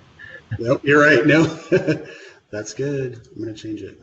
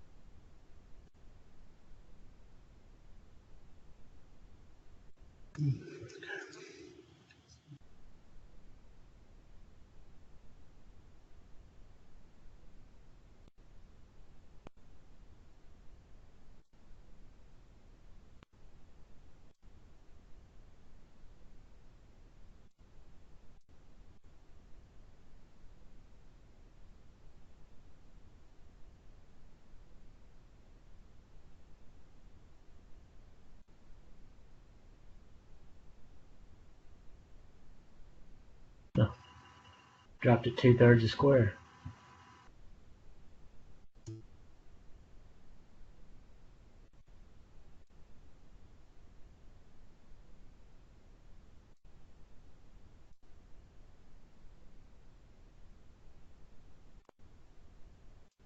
Okay.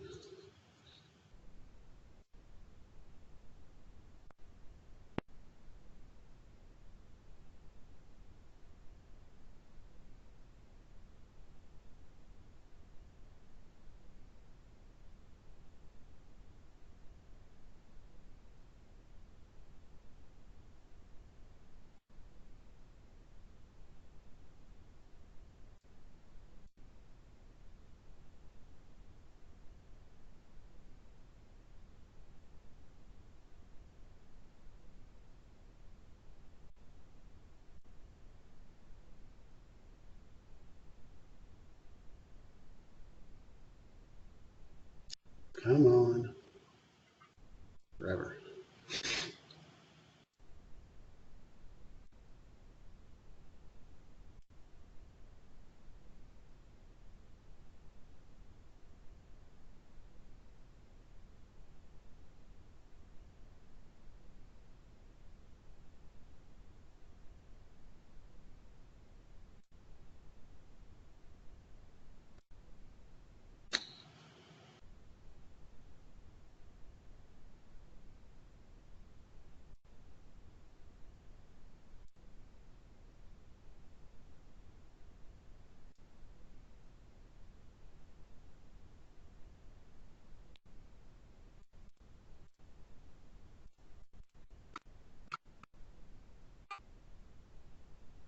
Okay.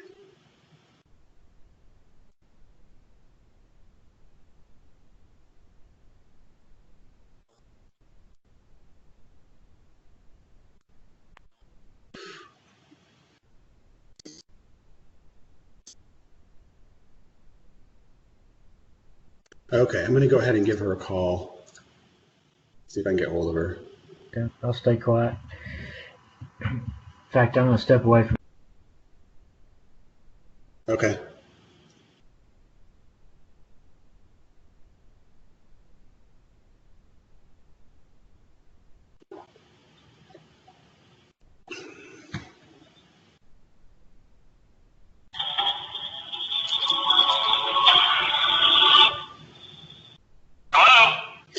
Hello, is this Mr. Rich? Oh, hi, Mr. Rich. This is Ryan calling from Allstate Insurance. Hey, how are you today? Good, good. Hey, I was just calling to follow up with you on the wind and hail inspection claim, the claim that you had with us, the inspection at your property there at 402 Locust in Shreveport. Yeah, so we've completed the inspection. Yes, sir. Yeah, we did find hail damage to the dwelling. Um, the roof, do you know about how old that is by chance?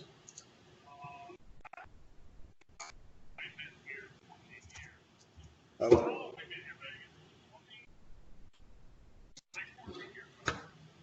Okay.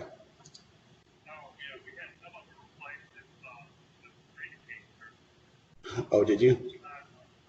Oh, okay.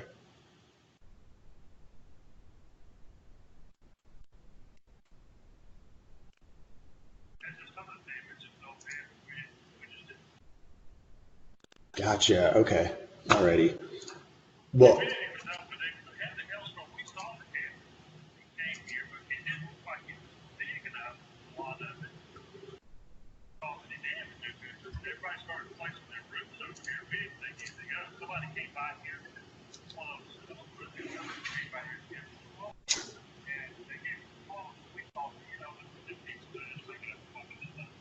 right.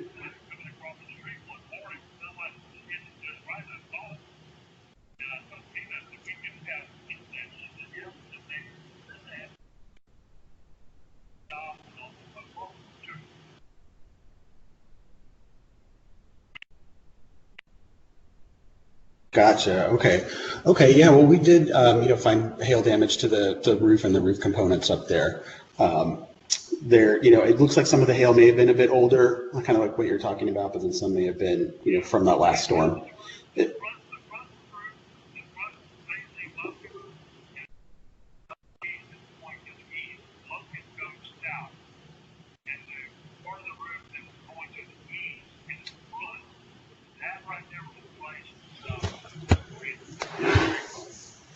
oh, okay. Okay.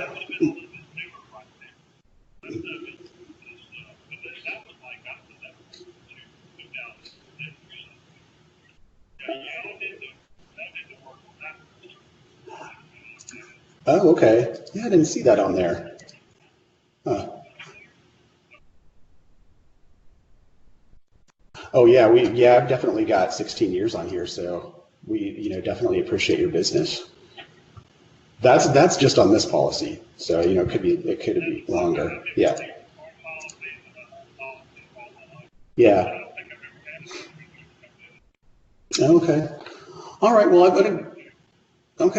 put together an estimate for you for the full roof replacement to replace, all of the shingles and the vents on the roof. It's going to have everything line itemed out for you, so you'll see where we're replacing the shingles, the valley metal, the felt, detaching and resetting the satellite system. Your electrical mast has a pipe jack, a split boot on it that we're going to replace, and then the other roof components are included in there as well. Okay. Okay. So that's going to be all line itemed out there for you. And it's going to have a depreciation showing on there as well, according to the age of the roof. And I'll get that updated with the correct age of the roof. I put in 10 years, but it's a little bit older, it sounds like. Minus the $1,000 deductible. Okay. So you'll get the first payment up front. And then when the roof is complete, we send you the depreciation payment, which is that second payment. Okay. You can provide the estimate to any roofer of your choice. Of course, that's completely up to you, whoever you want to use. And if they have any questions or concerns or need any supplemental items on that, then they can always contact me. Okay. I can check for you. Let's see here.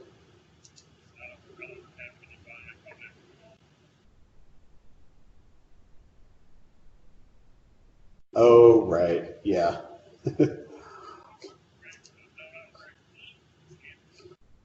Right. Okay. Is a good email for you that Tina at Tradewinds? Okay.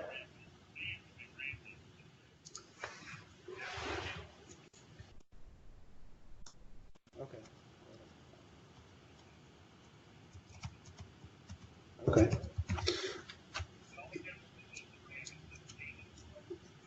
Is it Randy? Okay. All right.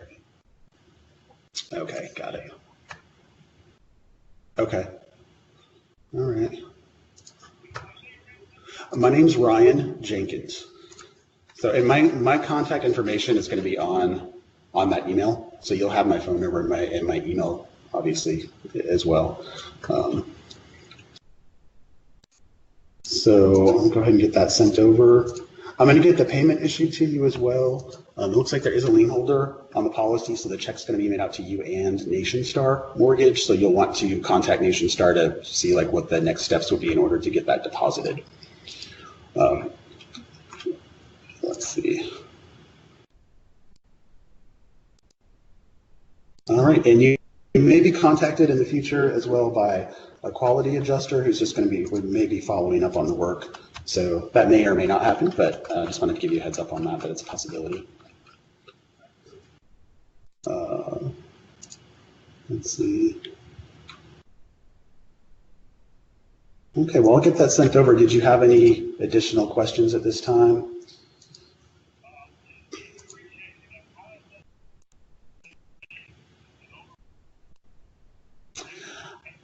It's just withheld from the initial payment. So essentially, it comes into two different payments. Most of it you're going to get up front, but you will have some of it that's withheld until the roof is completed. So at that point, what you would need to do is just have your roofer send us a final invoice. And once we get that, we'll issue the final payment. So, and most roofers are very familiar with this process. So, they usually understand kind of how that works.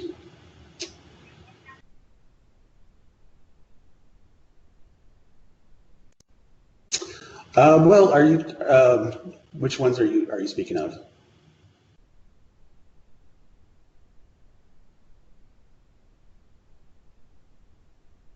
Mm-hmm.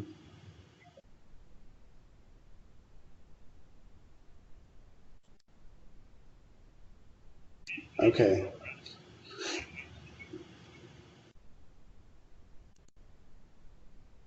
Okay. Okay.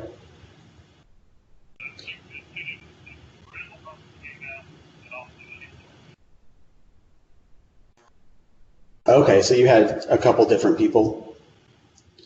Yeah. Okay. Yeah. Right.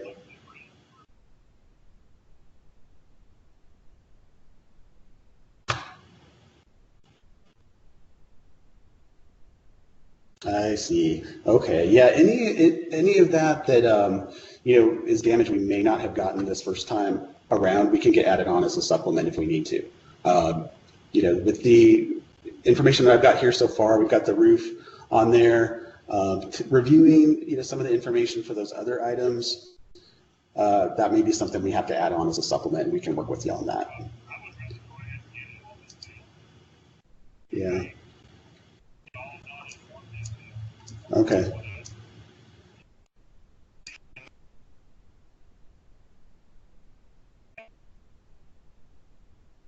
Okay. Okay. Well, we can definitely take a look at that and see. On the carport, after reviewing the information on here, I'm not really seeing the hail damage on the carport. I did see, it is on the roof. There is some granular loss and, some pretty evident hail damage there, but the carport looks pretty clean. We didn't really see.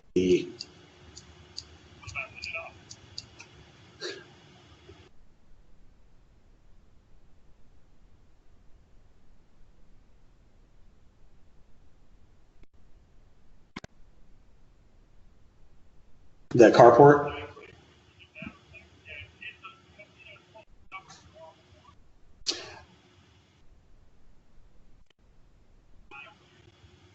Right. Yeah. Yeah.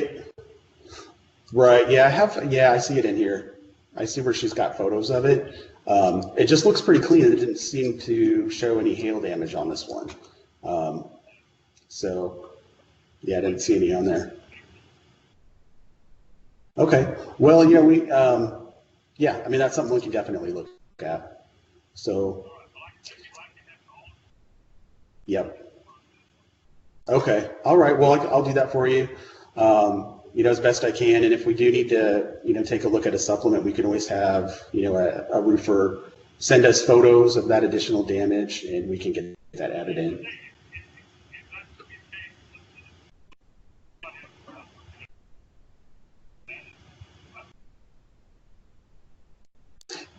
Yeah.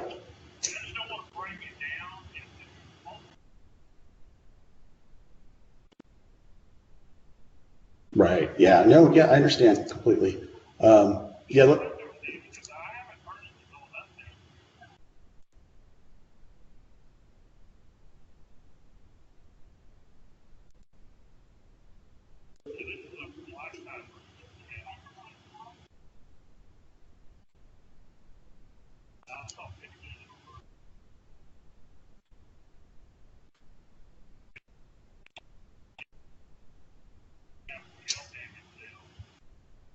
all right.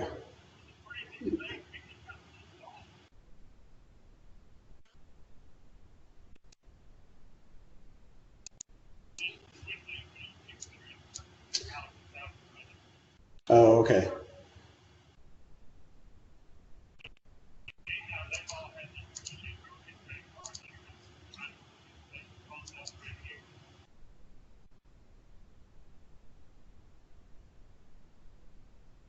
Right.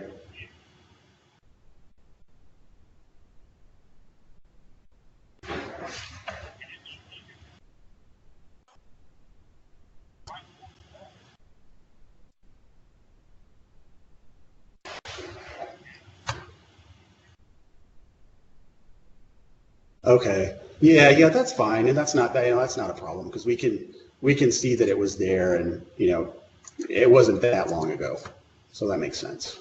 Yeah. So, all right. Well, let me go ahead and take a look at this and see if I can get any of that added in for you, and then if we need to do a supplement, we can do that. All right. Thank you, sir. Bye bye. Ooh.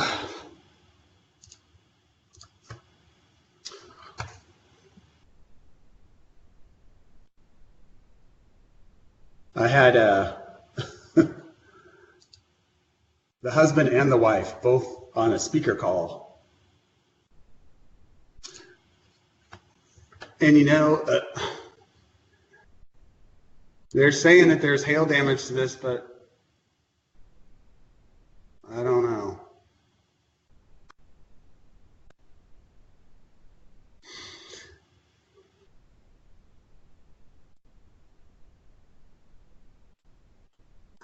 I mean, that's why supplements, it's going to have some supplements on here possibly because some of that's just difficult if you're not there in person.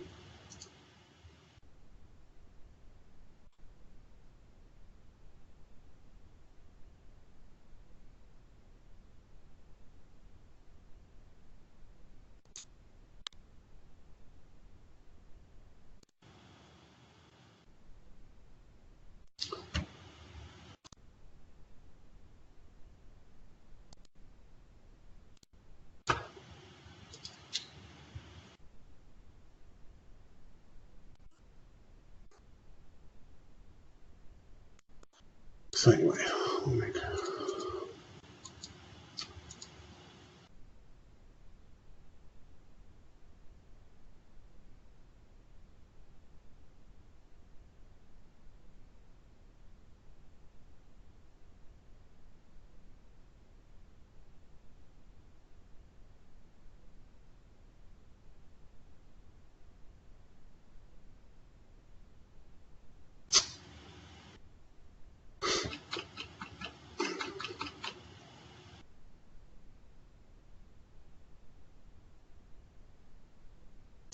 Oh, it's going to change. Let's see.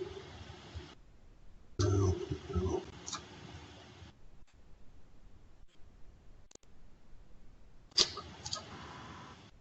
Sorry, I got bumped off there. Oh, that's all right. No worries. So they were telling you the carport had damage? Yeah, they're saying that she told them that there was damage on it when they were out there. You know. That's the frustrating part of this.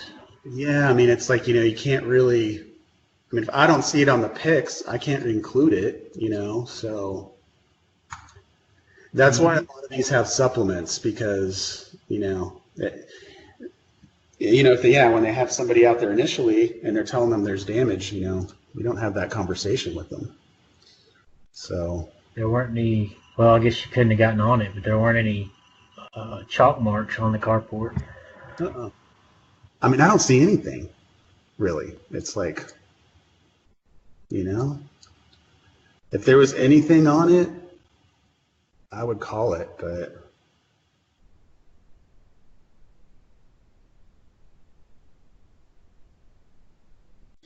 And you, doing what you're doing, you don't have the authority to kick it out for a field adjuster, I guess. I suppose I could. I typically don't, haven't really done that. I think I've done it maybe once or twice when there's been like a pretty intense situation. Yeah. But yeah, normally I'll set it up for a supplement. Yeah, just there it goes.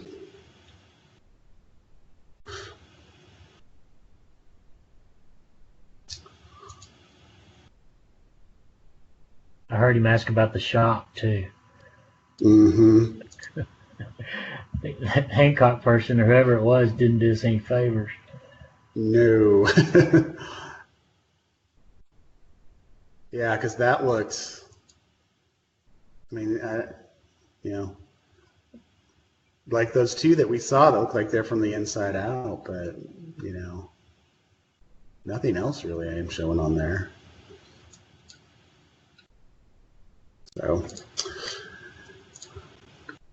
So let's see.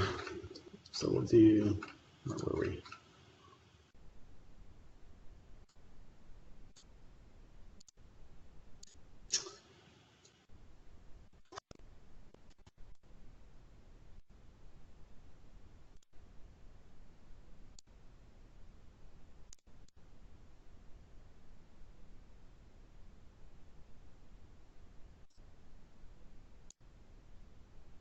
So I'll finish our initial contact here. To Mr. Rich, contact number.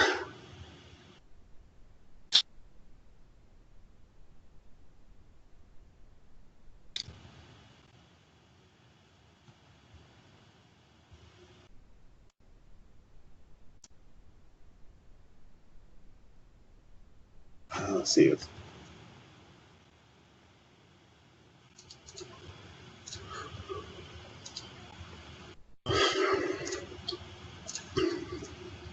Let's see.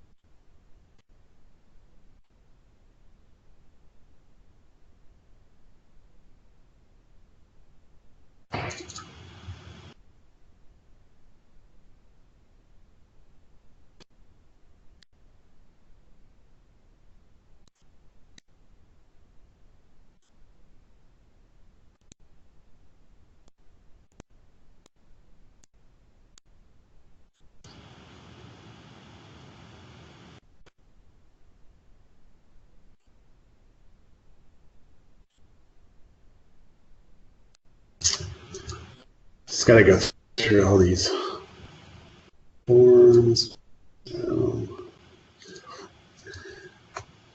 If it was a denial, they want us to contact the agent's office.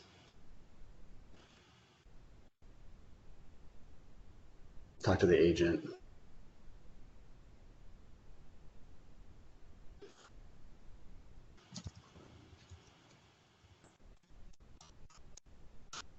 Okay. So let's see. What did I do on this one?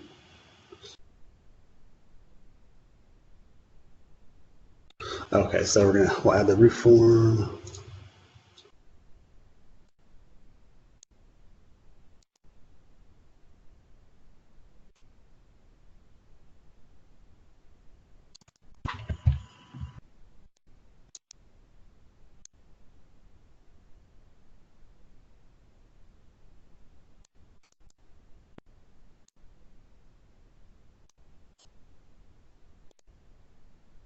Let's send the RC form.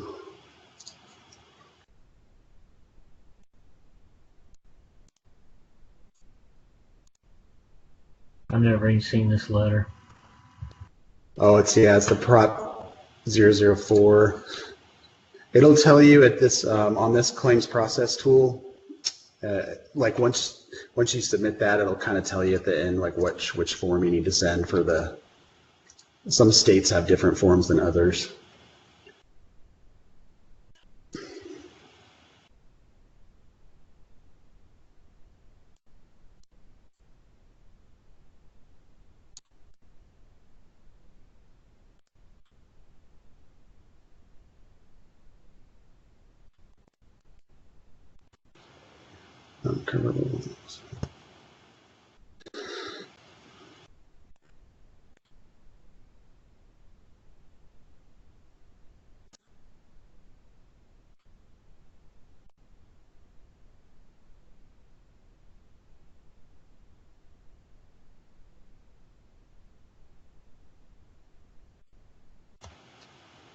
All right, so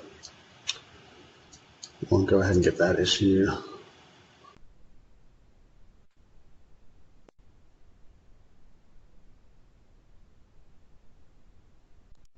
Okay, that's pretty much everything we have to do on this one. We've got the roof form, we sent the letter. We've got the coverage template in there. The other two will show up in about 5 minutes or so, the initial contact and the settlement form. Trying to think if there's anything else on there. I don't think so. Do you close coverages in the file? Oh yeah, yep, those are closed. So we'll go ahead and close it out. And if there's pending tasks, you just clear them or mark them complete so it'll close? Yeah, I try to. I'll try to close them if I can. I can't always do it. Sometimes there's tasks on there virtual tasks I can't clear. But I'll try and close everything if I can. So you can see there the settlement call form already populated. So that was pretty quick. So if this guy calls back tomorrow with photos from his roofer of damage to the carport, yeah, do you handle that or you kick it back? So yeah, so what you can do is go up here and declare an event. And right now what we're doing is just declaring a dwelling event, and then you go down here and there's a property virtual supplement event that you can declare. So I just add that, click save. That'll fire off a task for that supplement group, and they at that point reach out to the insured and basically take it over from there. Well, that's nice. Yeah, so you don't have to do really anything with that. At least for right now. That's about to change, I think, but I'm gonna miss that. I'm gonna miss that declare event for sure. Yeah. Do you do that same for FRC? Yeah. Yes. Yep. Although some of those I just take care of myself because they're pretty easy. But yeah, you can do that where if the roofer's sending in a final invoice with the supplement included, then definitely, yeah. Then definitely what? Kick it out. Yeah, kick it out to the supplement group. Yeah. Are they pretty quick about getting those handled? Yeah, I mean, I've gotten some, I get some calls from those, but they usually reach out, and I think within 48 hours is their goal. That's good. Yeah. So, all right, let's see. I'm gonna go ahead and just close this one down. I'm gonna take a little break and just go to the bathroom, and then I'll come back and we can do a VA call so we can get one of those in there. Sounds good. Okay.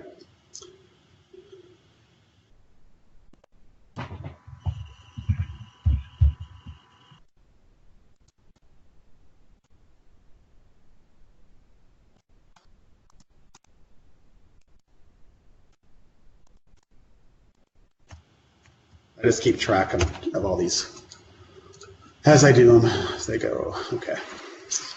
All right, I will be back.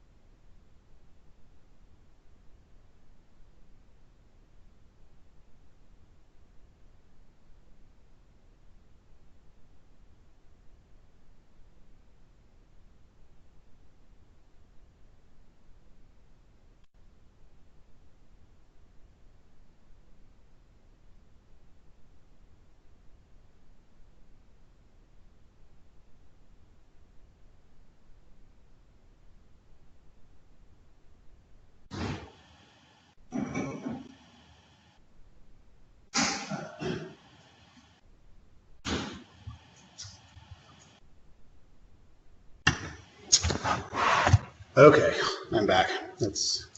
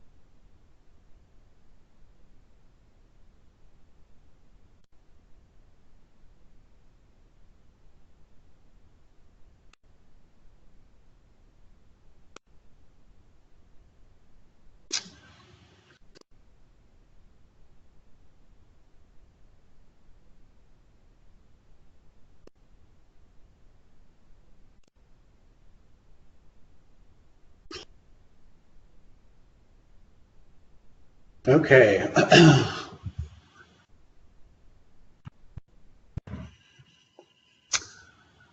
All right. I think that was it for the aerial image, which really wasn't an aerial image, but close enough. So I'll go ahead and start the VA tool. And this one also has to be in Chrome. It doesn't really work in Internet Explorer. So we'll just log in and it'll pull up the VA tool. Click on start, and it basically kind of defaults you to the unavailable status. Oh, you know what? I don't think my camera is going to work for both of these. Let me see if I can shut it off on the Skype, and then maybe I can add it to, it'll work for the virtual assist. Oh, I see what you're saying. Yeah. Because it's the same camera, so I don't know. Let's see.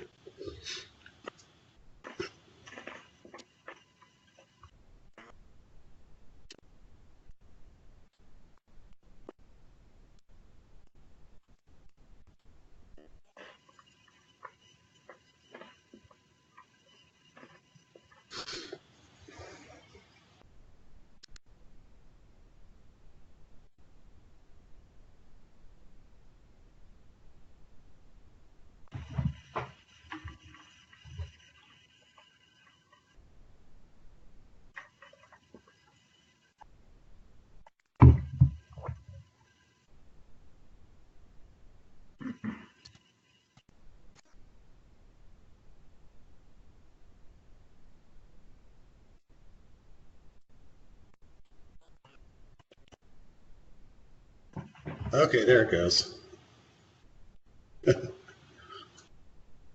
Okay. Can you see that?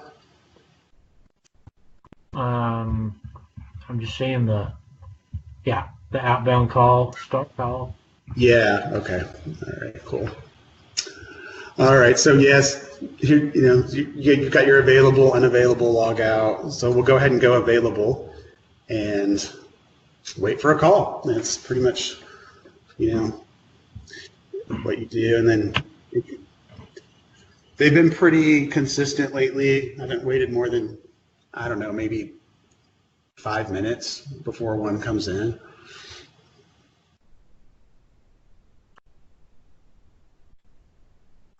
Some days are a little bit slower than others.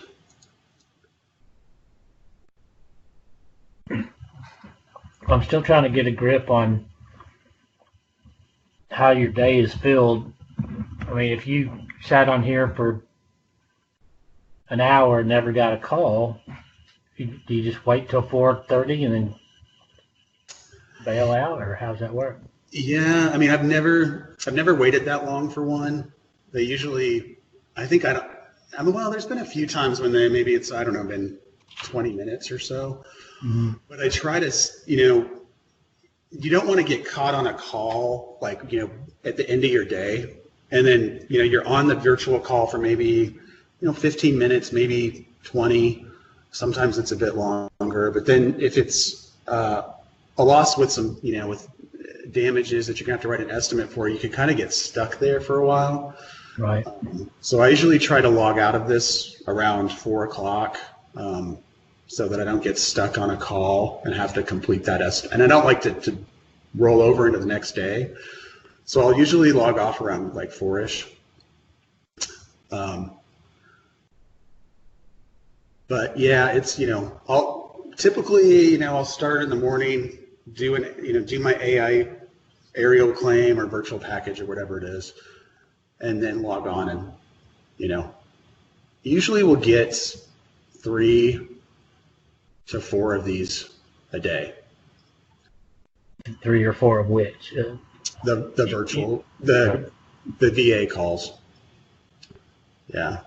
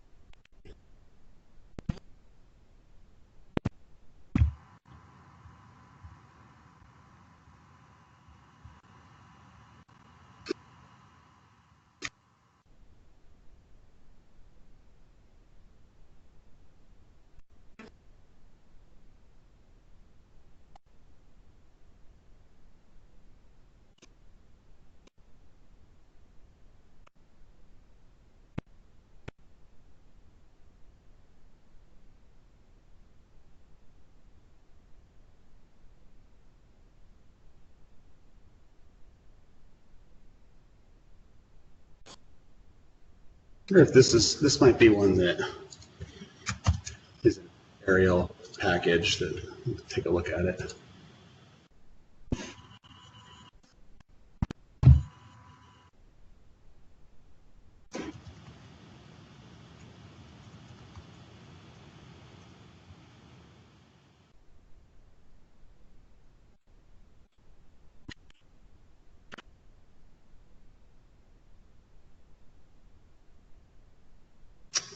No, this one's marked up too. I was trying to find one that just kind of looks like, what they typically look like. How did you find this one? This is one that was, I can't remember what the deal with this one was. I think it was this. Go take a look. It showed up in my claims process tool right here in my tasks. Oh, So, for today? no, this was one. I'm trying to remember what the deal was with this one. Let's see.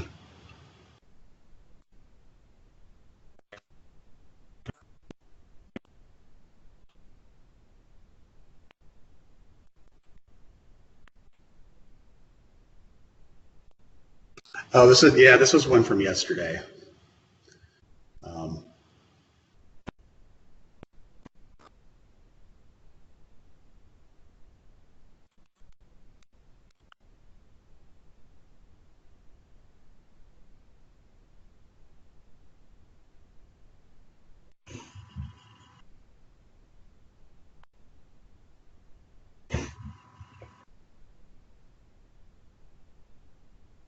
Let me see if I can find another one that's an aerial package. Let's see.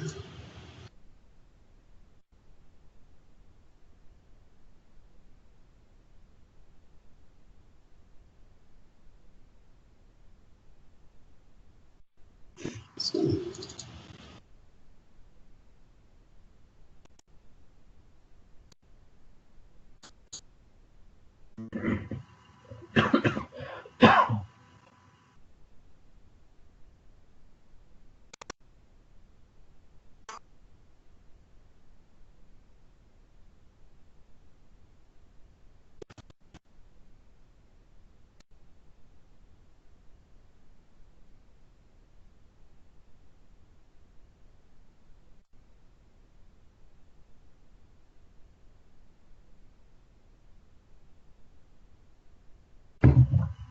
it's not one.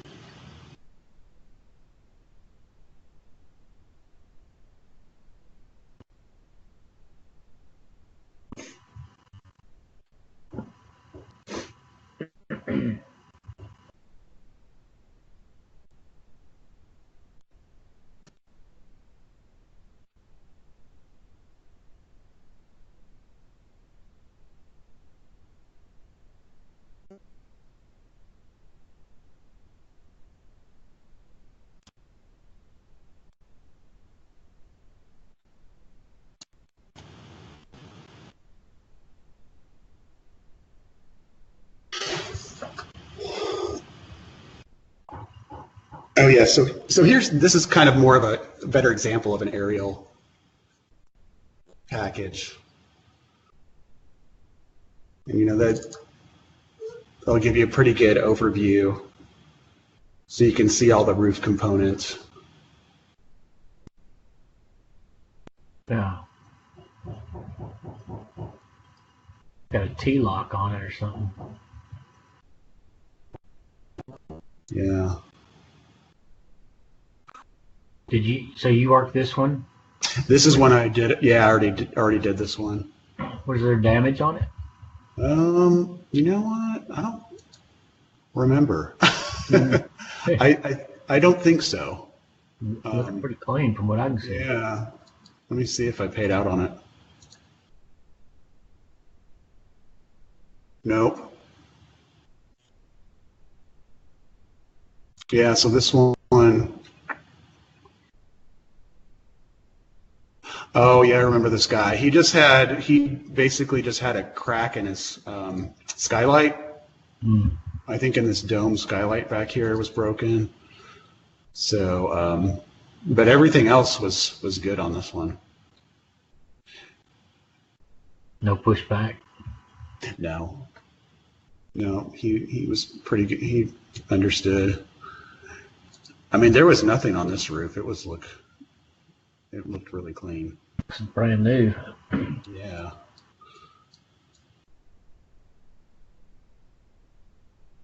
And this one was, where was this guy at? He was in, Colorado. So, most of those Colorado claims were pretty beat up.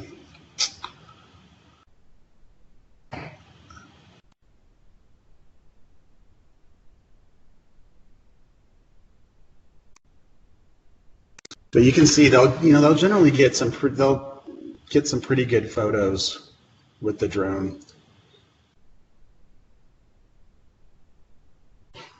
And when you zoom in, you can get some pretty clear images and see what's going on. Good. While we're waiting, I'm going to try to hook my big monitor back up. It was doing that weird thing with the audio. Oh, okay.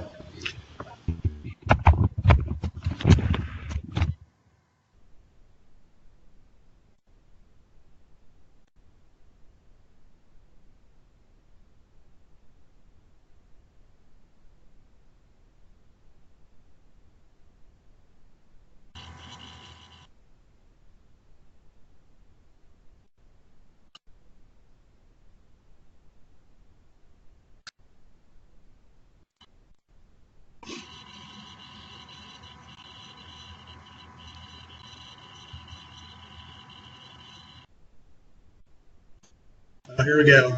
Hear me? You got a call coming in.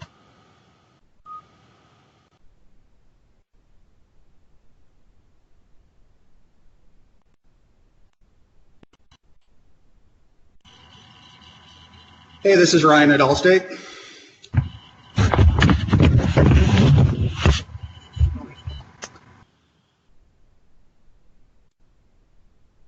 Just a minute here, I'll pull up the claim info.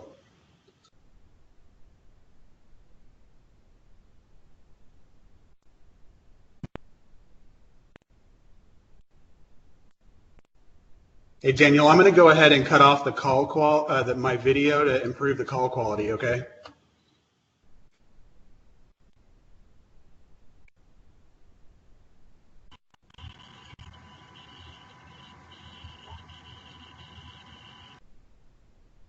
Okay, I'm showing a claim for Joan O'Rourke, and the address is 1315 12th Street in Greeley, Colorado. Okay, just a moment.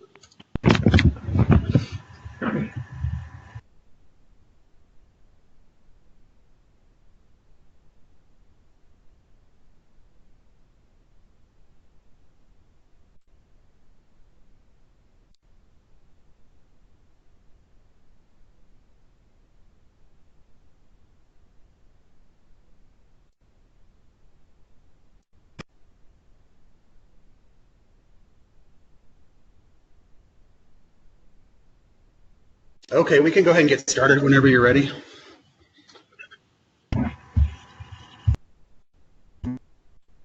Okay, you want to start with overviews?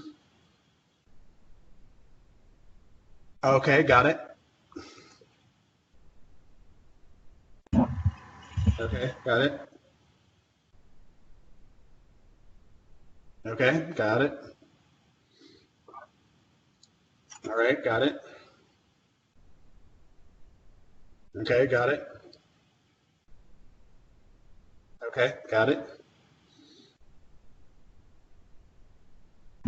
Left, okay, got it.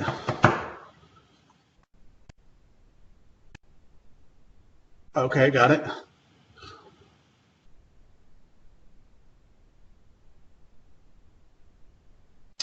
Okay, got it.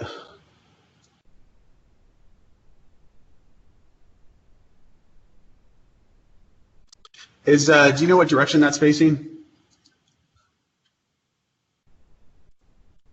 Okay. All right, no worries. Okay,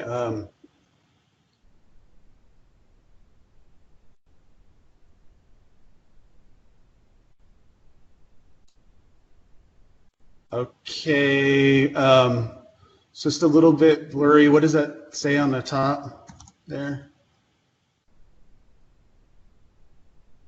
Okay, okay.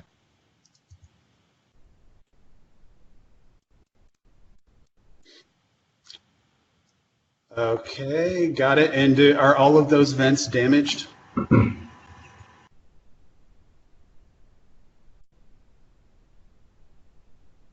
Okay, got it.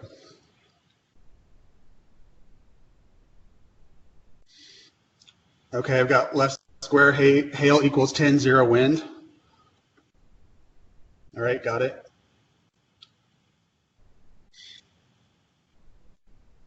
Okay, got it.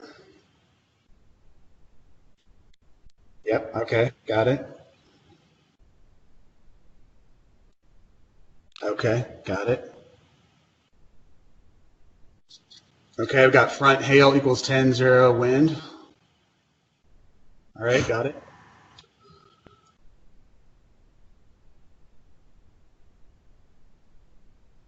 Okay, got it. Okay, got it.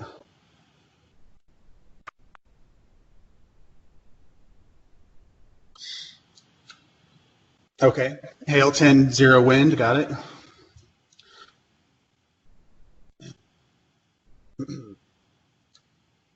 Okay, got it. All right, got it.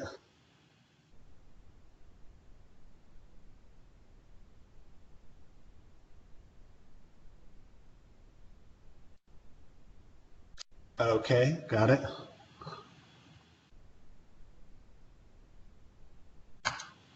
All right, got it.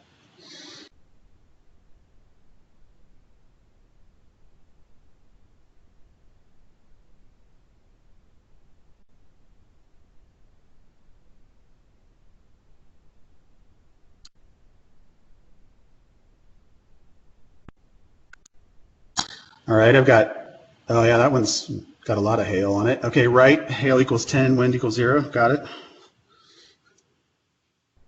Okay, got it. Got it.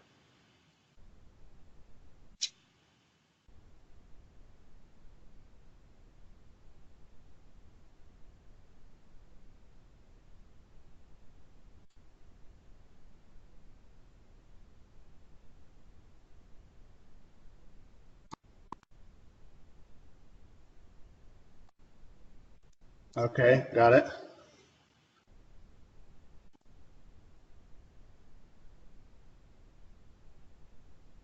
Sorry? Oh, 10, okay, 10, 12. All right, got it.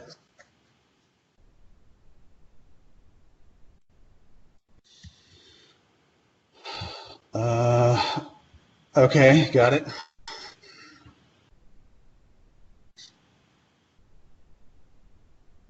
Is, okay, got it.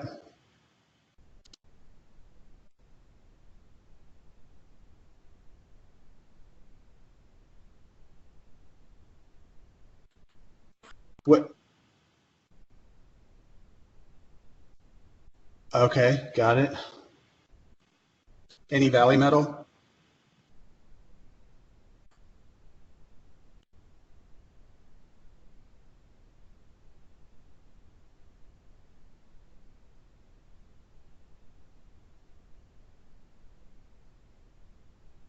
Okay. Did, oh,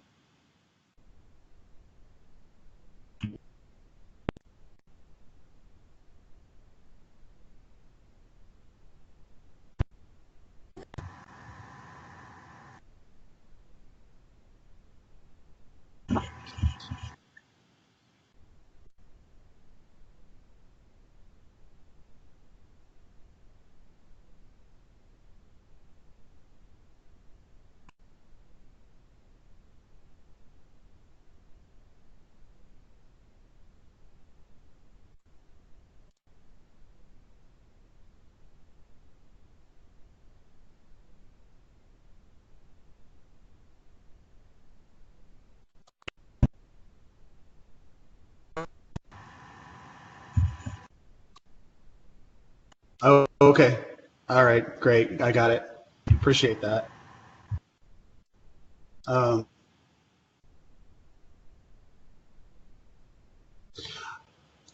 okay, okay, one layer. This was a 20-year with ice and water and drip edge.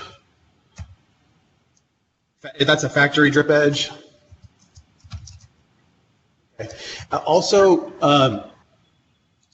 I was going to ask you, Daniel, was there some flat roofing on the back? What's that? On the front. Okay. Was there any damage to the roll roofing?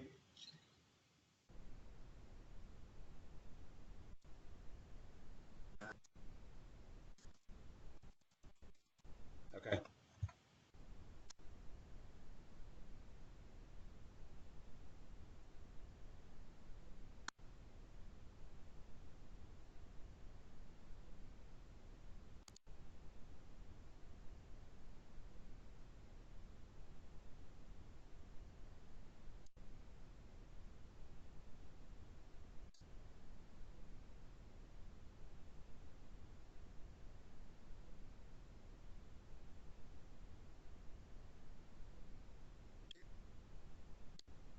Okay, got it.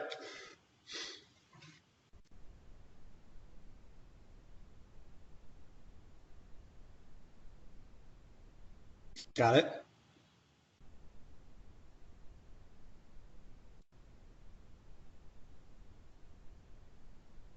Okay, got it.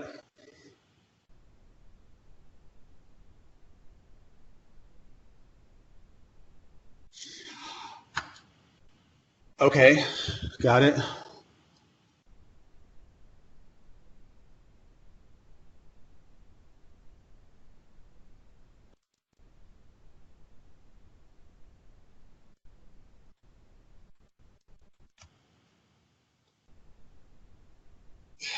Okay.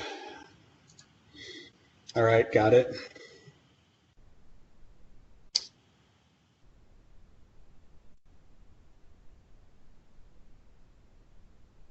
Okay, got it.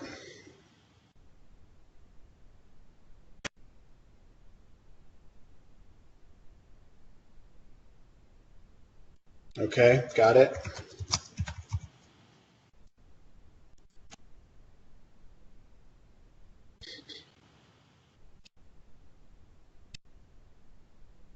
Okay, just spatter. Okay.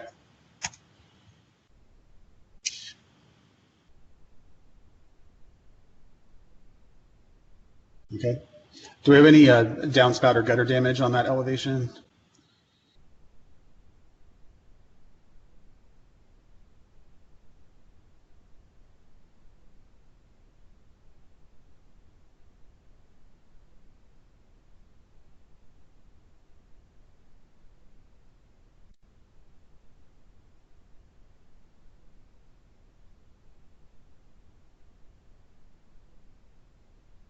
Okay.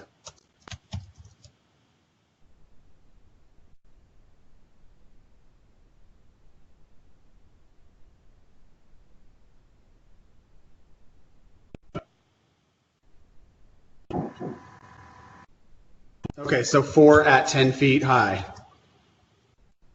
Okay. Okay. All right, got it.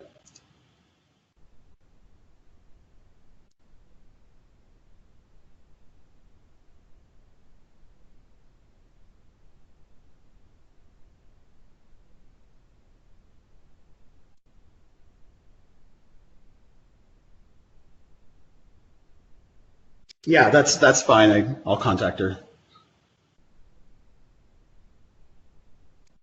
Okay, got it.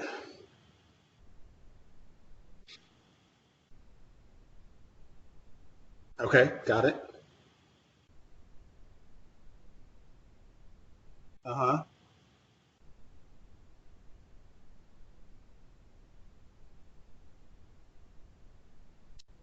Okay. Is that what we were looking at before when we were on the roof?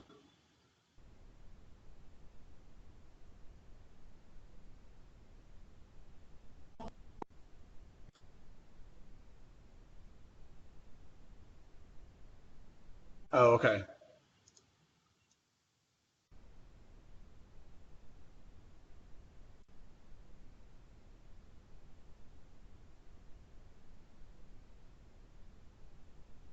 Okay.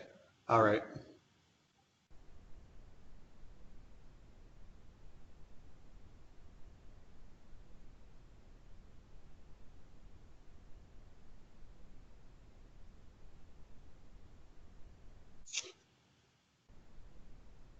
Okay.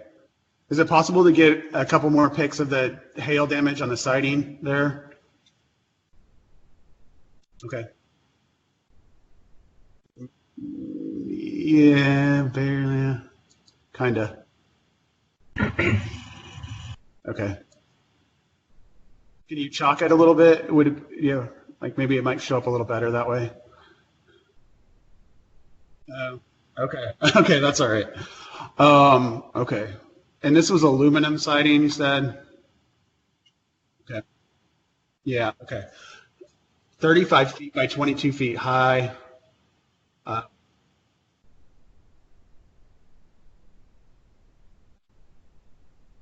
okay. All right.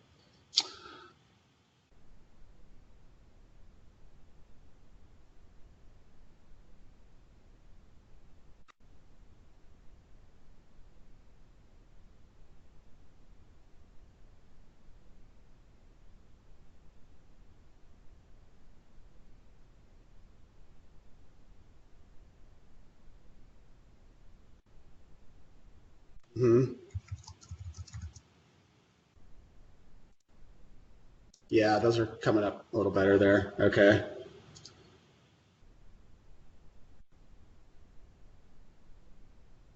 Oh, sorry. Did you say 7 feet high? Se- Seven. Okay, right. Okay. The left elevation and the right elevation were the same, you said, right? Okay. And do we have any damage to the back elevation? Or, okay.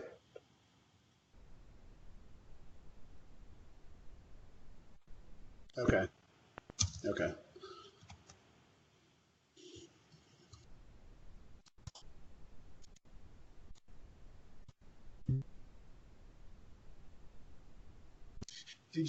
Were you able to get I'm just showing a 2D eagle view on this one. Did you have a complete eagle view on it?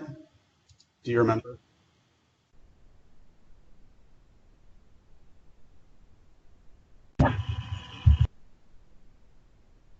Oh, okay. Um, yeah, no, I understand. I'm just checking because this one kind of goes back a little ways, so I didn't know if maybe we're looking for eagle view on it or what, but um,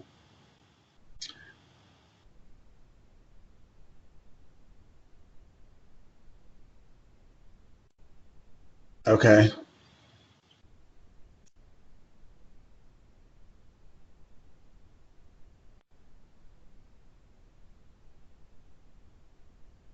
Okay, got it.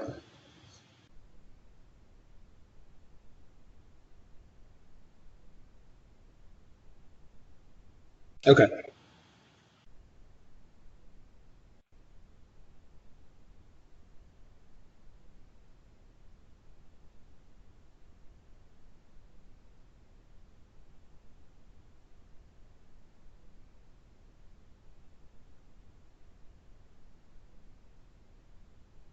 What?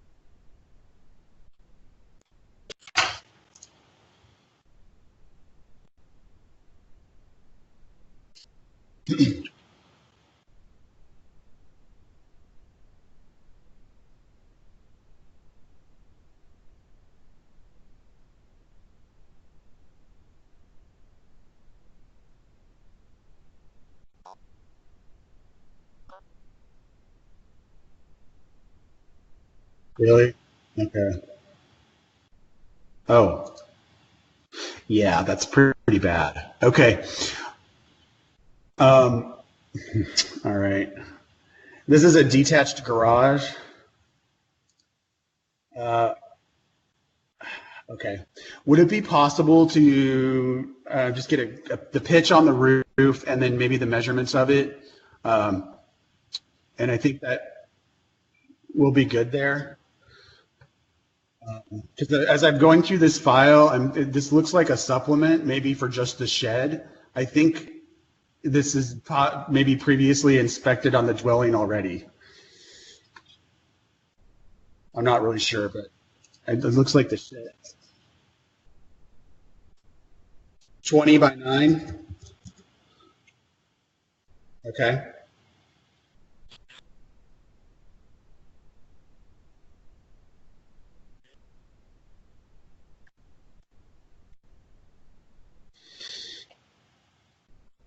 Okay.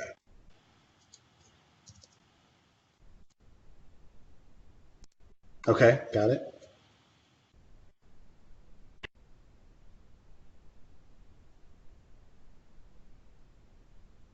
Okay. Got it.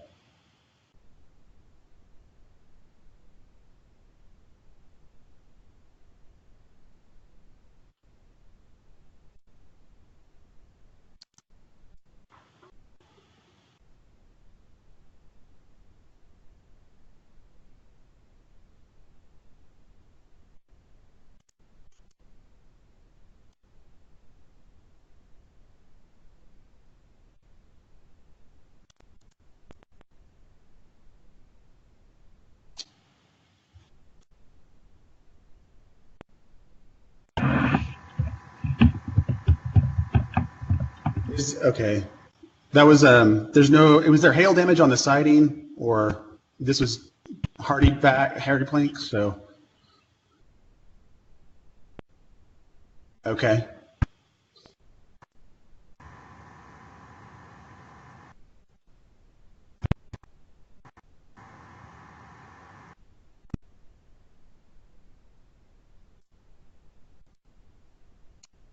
Okay.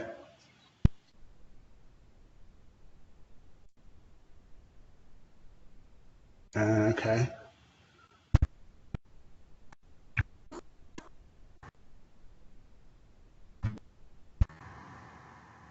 Wow.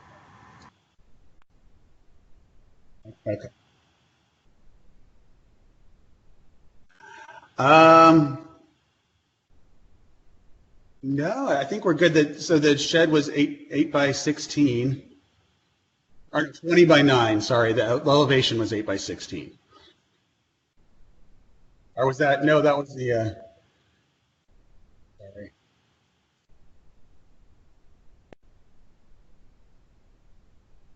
Okay.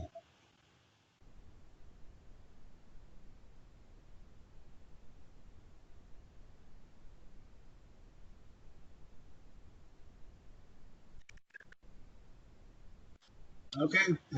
I think that's it. All right. Have a have a good one. All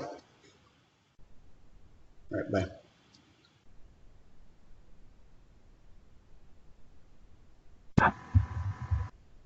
Oh man. That thing was blistered. Yeah, it was. And I'm reading through the file notes too. It's going to take some review to figure out what he was actually out there for. yeah, that's that's the thing is you just don't really know what you're going to get, So it's kind of you kind of have to. I try to read through it if possible while I'm on it, but sometimes it's a little bit hard. But yeah, it looked like to me that he was just maybe out there for the shed. Um, I don't know.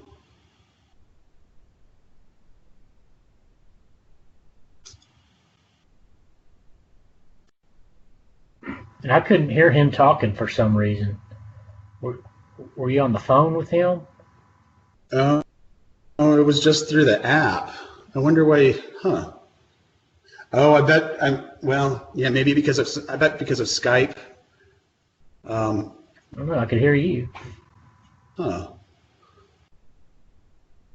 It's got to have maybe something to do with Skype plus the VA tool.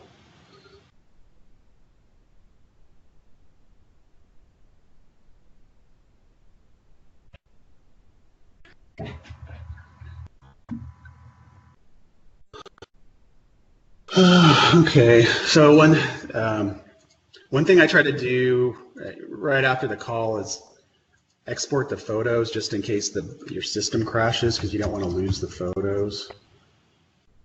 And what what button were you pushing to get the screenshots? Just there's a little camera icon down at the bottom. Okay, and you just click on it.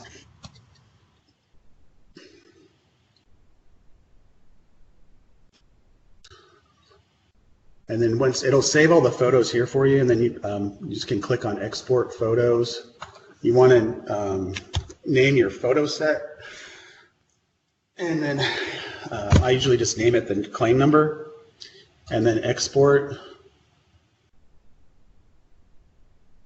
And this will download them to a folder.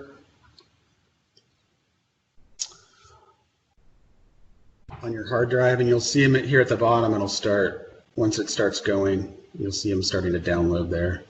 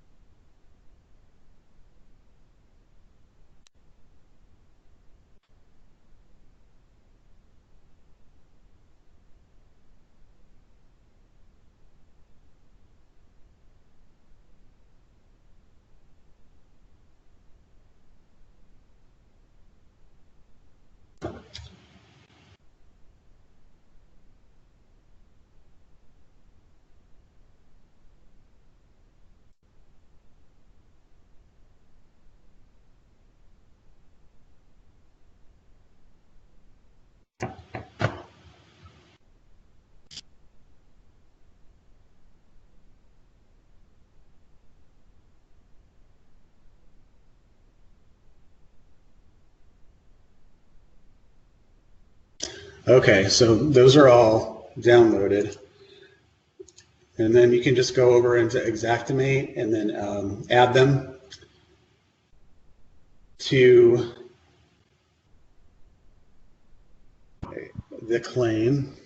I don't know why all these satellite images are showing up.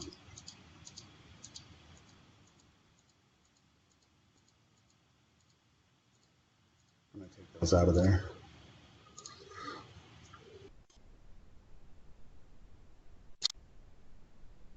And then I'm going to go to my downloads, and then all of the pictures from the VA tool will show up here.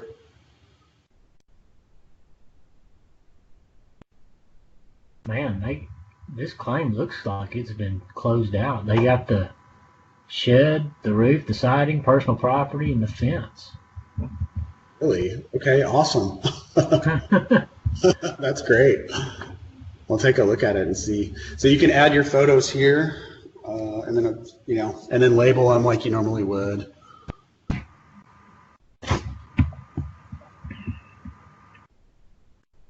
And this is populating where? This will download from the VA tool to a folder on your hard drive.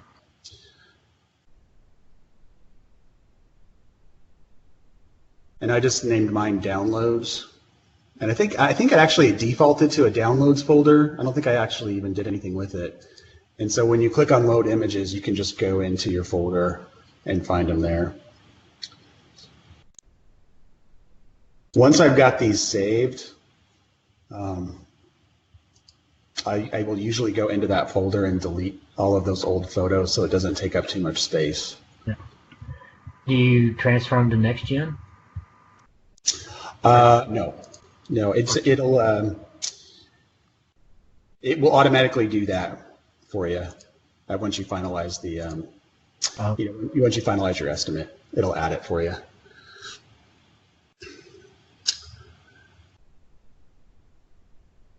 So I don't know what's going on with this one.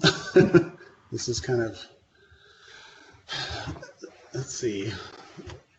So it looks like so I have to kind of go through the history, but it looks like it was opened up. So data loss was June the 19th. They filed the claim, and then it looks like there was a VA call back in July. Where was that?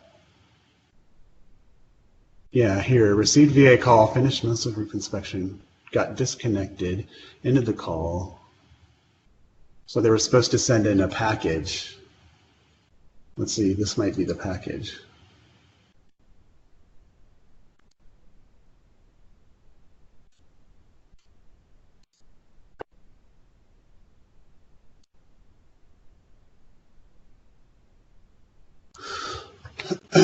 Okay, so here's the inspection.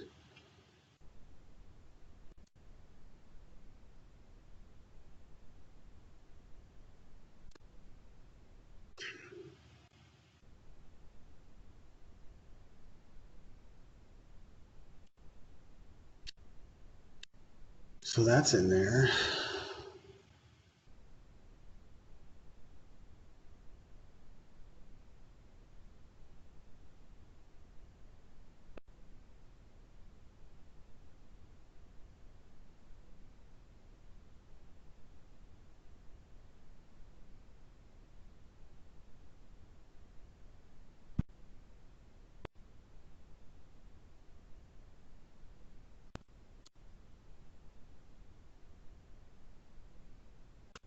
Looks like they replaced that. Well, they said they thought it was modified bitumen roofing. He told me that that flat roofing was that, what do you call it, that EPDM? And he said it was not damaged. it looked like maybe there was two flat roofs, one over the front porch and then one somewhere else. I couldn't tell for sure. Yeah, the front porch had composite shingles above it, Oh. and then there's a portion up top that did have that EPDM roofing.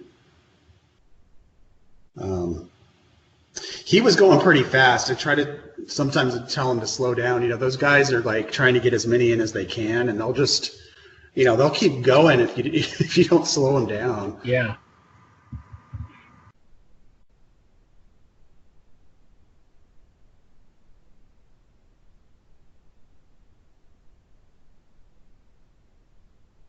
Man, it looks like they did everything and some on this. Yeah, gutters, downspouts, chimney chase cover.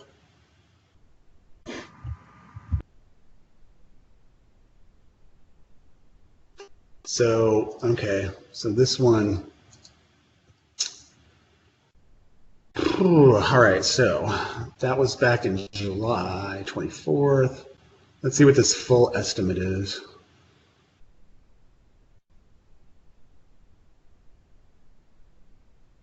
Okay, that's the same one.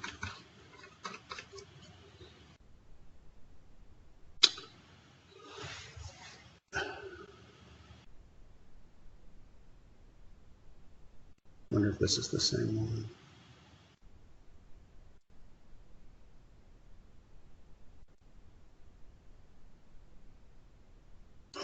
Okay. Same estimate.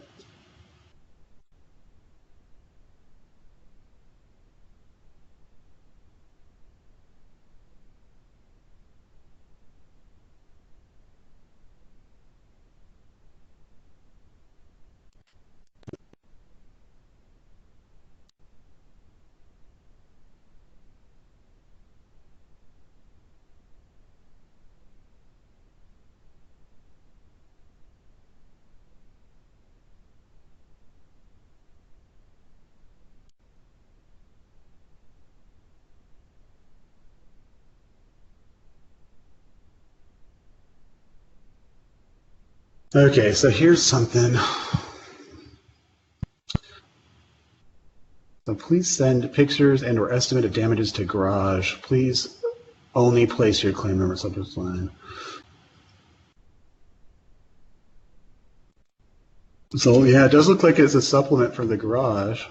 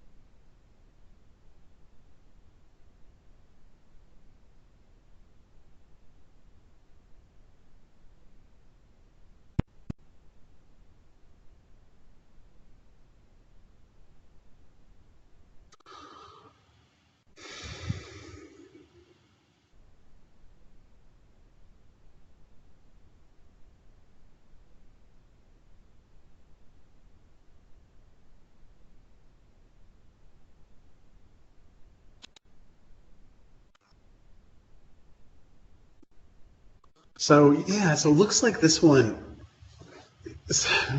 someone may have declared that supplemental event, and this person, I think, is the supplemental adjuster, this Vada Willing.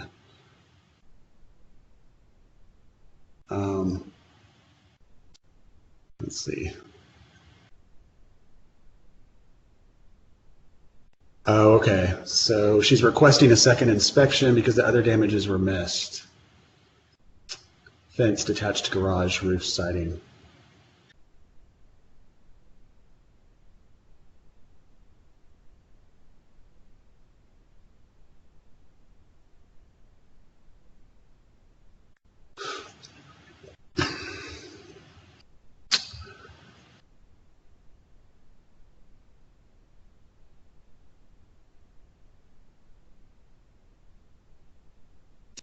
So yeah.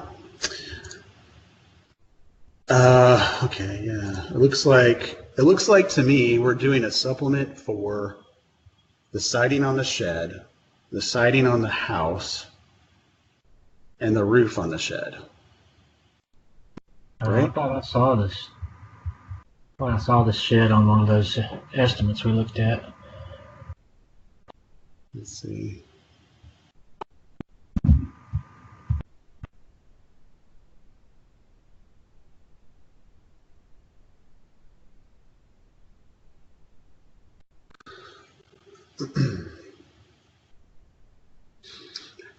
And of course, there's no eagle view. I guess they must have,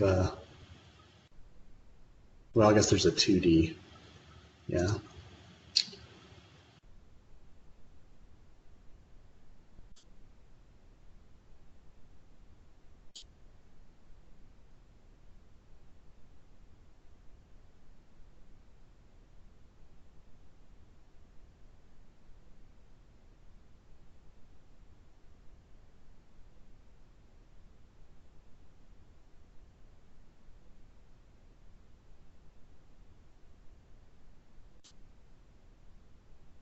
Let's see, that estimate with the shed in it, did you see it in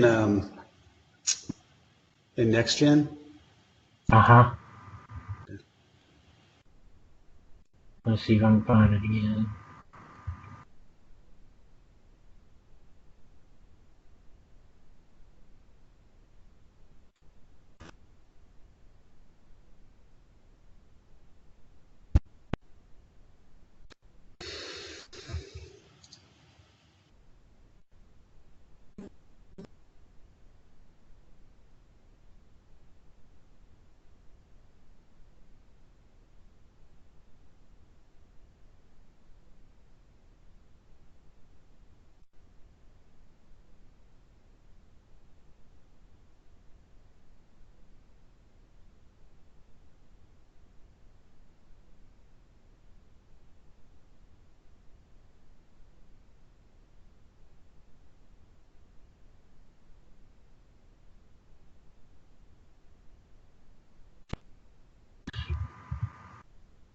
there's quite a few estimates in here. Jeez. I think they're all, let's see. No, it's not it. What's the customer's name? I'm having trouble finding it. Oh, O'Rourke. O'Rourke is the last name. Oh, I've lost it already. Oh, okay. Let's see. 5374.48. So, yeah, I mean, that's the payment. So I guess this is the estimate.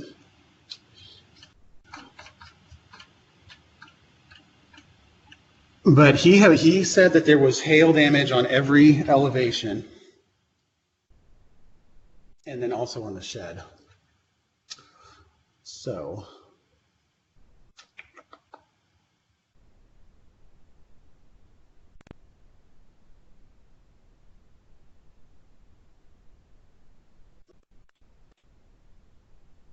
Let's see.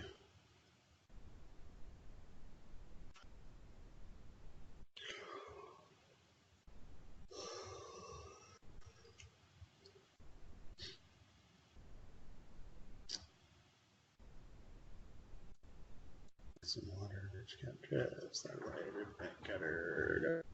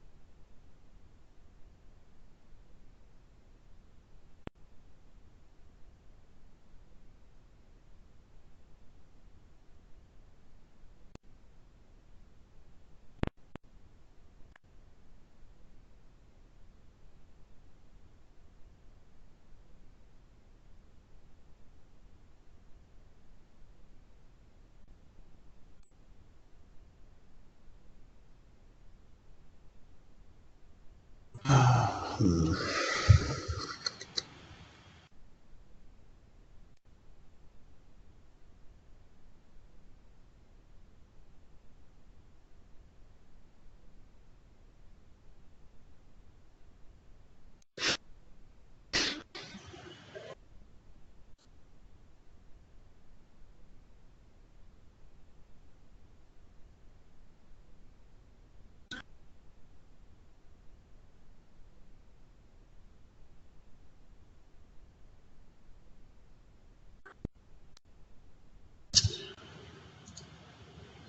Okay, so.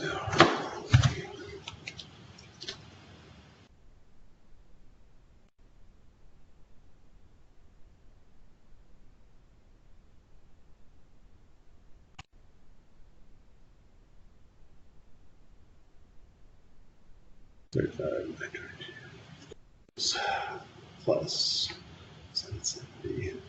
I'm just calculating the siding here. Let's see.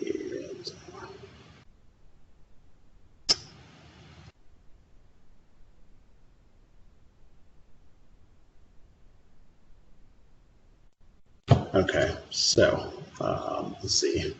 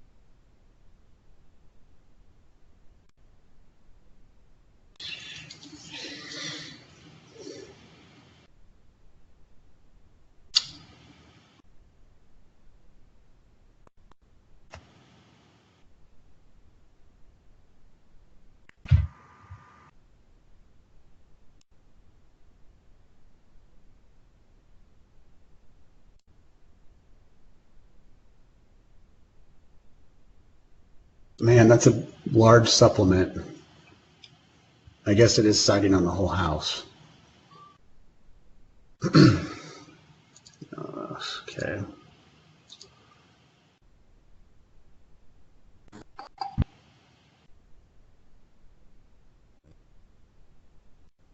Okay.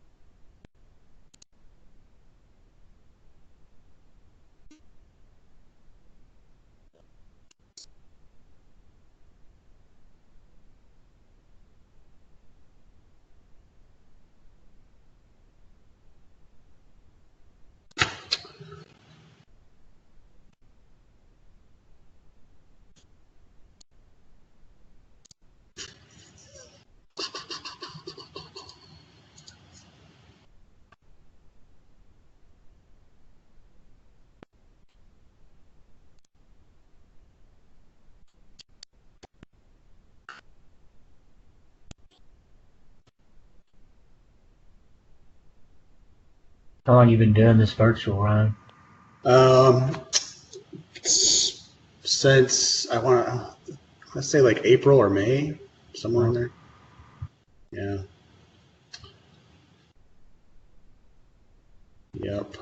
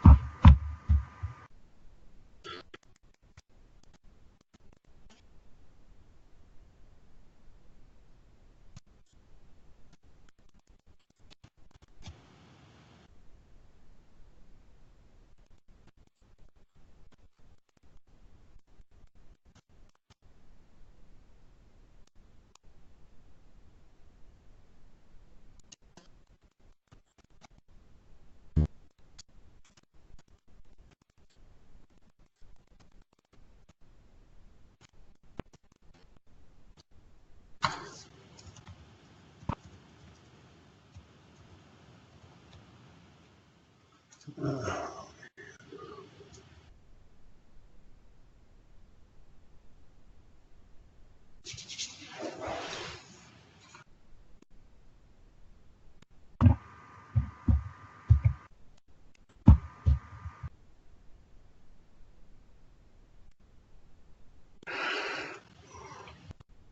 no. Don't crash on me.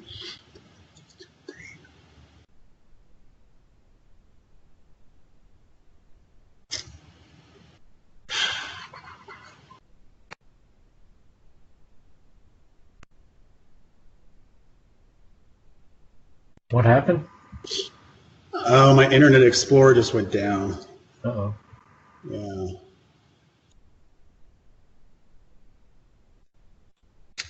Hopefully some of that got saved. Let's hope.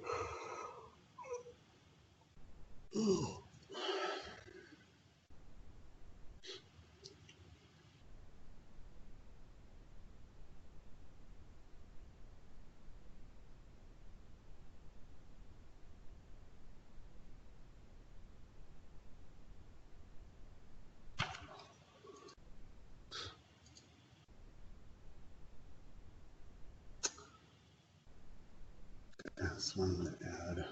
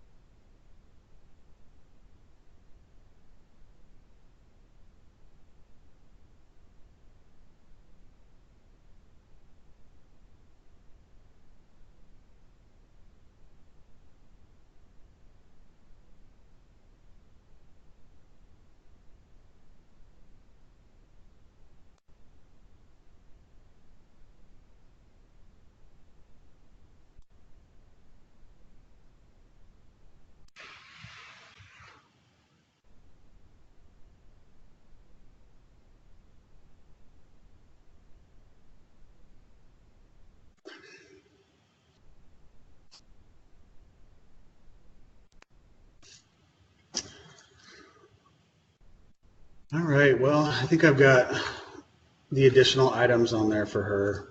So um, that's pretty much it. I'm just going to give her a call and go over the supplement with her. And there's nothing else you need to do within virtual? Or No, at this point, I'm just going to make a note because I'm not going to go. I mean, I don't think we've got to go through this whole, coverage template and initial contact and settlement call because it's already been done on the initial one. right. So I'm just going to make a note that I've, reviewed the supplement, and, had a VA call, added the photos, et cetera, to it. And Does that fire any tasks to you on that claim? no, it didn't. Well, as far as I know, let's see. Oh yeah, there was, claim handler review file. So I've got that one, but I guess But that, you just mark that complete, yeah, write the check, and call it good. yeah, exactly.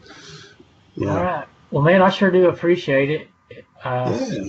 I hope I'm better off now than I was at 10 o'clock this morning. Yeah. Yeah, no, okay. It gets easier. It can be a lot at first. I'm sure it seems like it's, I think it's just, you never know kind of what you're going to get, Well, yeah, like this one, that's kind of not even what you're supposed to be doing, in my opinion. But anyway, Right. you got to handle it. You can't not do it. Yeah, exactly. Exactly. Because once you hit that little button that says assign to yourself, it just pretty much, and this one, it was a little bit different, I guess, because it's a supplement. So it just generated that one task. But typically, when you get you assign that to yourself, it's pretty much you're kind of stuck with it. And remind me where you assign it to yourself again. That's over in that CPT tool. Oh, okay. Right And over here. I do have that saved on my favorites, so you don't need to send it to me. Oh, okay. Okay. Do you have did you need the VA tool or any other links? I guess if you don't mind, send the VA tool to me. I didn't see that. Okay. Yeah, I'll do that. With that, like the only other thing you really need to do is this, I always wait on this, until I'm completely done, after I've talked to the insured and I've gone over the estimate and emailed it to them, cut the check, pretty much I do everything. And then at that point, I'll click finished here. And then you'll select fast track. Of course, on this one, it's a supplement, so I don't know if that would be appropriate or not. I don't think there's another option for a supplement, so I'm not sure. But generally, you'll hit fast track and then you'll hit submit like that, and that ends it for you. And then it'll put you in available status right away. So if you don't want to take another call, sometimes you'll get a call like right away, so you can change that to unavailable and wrap up whatever else you have to do or whatever. Yeah. So. Okay. Well, I'm gonna sign off. Thank you for all the time today. I sincerely appreciated it. Yeah, you're welcome, Craig. Hope it helped. All right. Talk to you later. Okay. Bye-bye.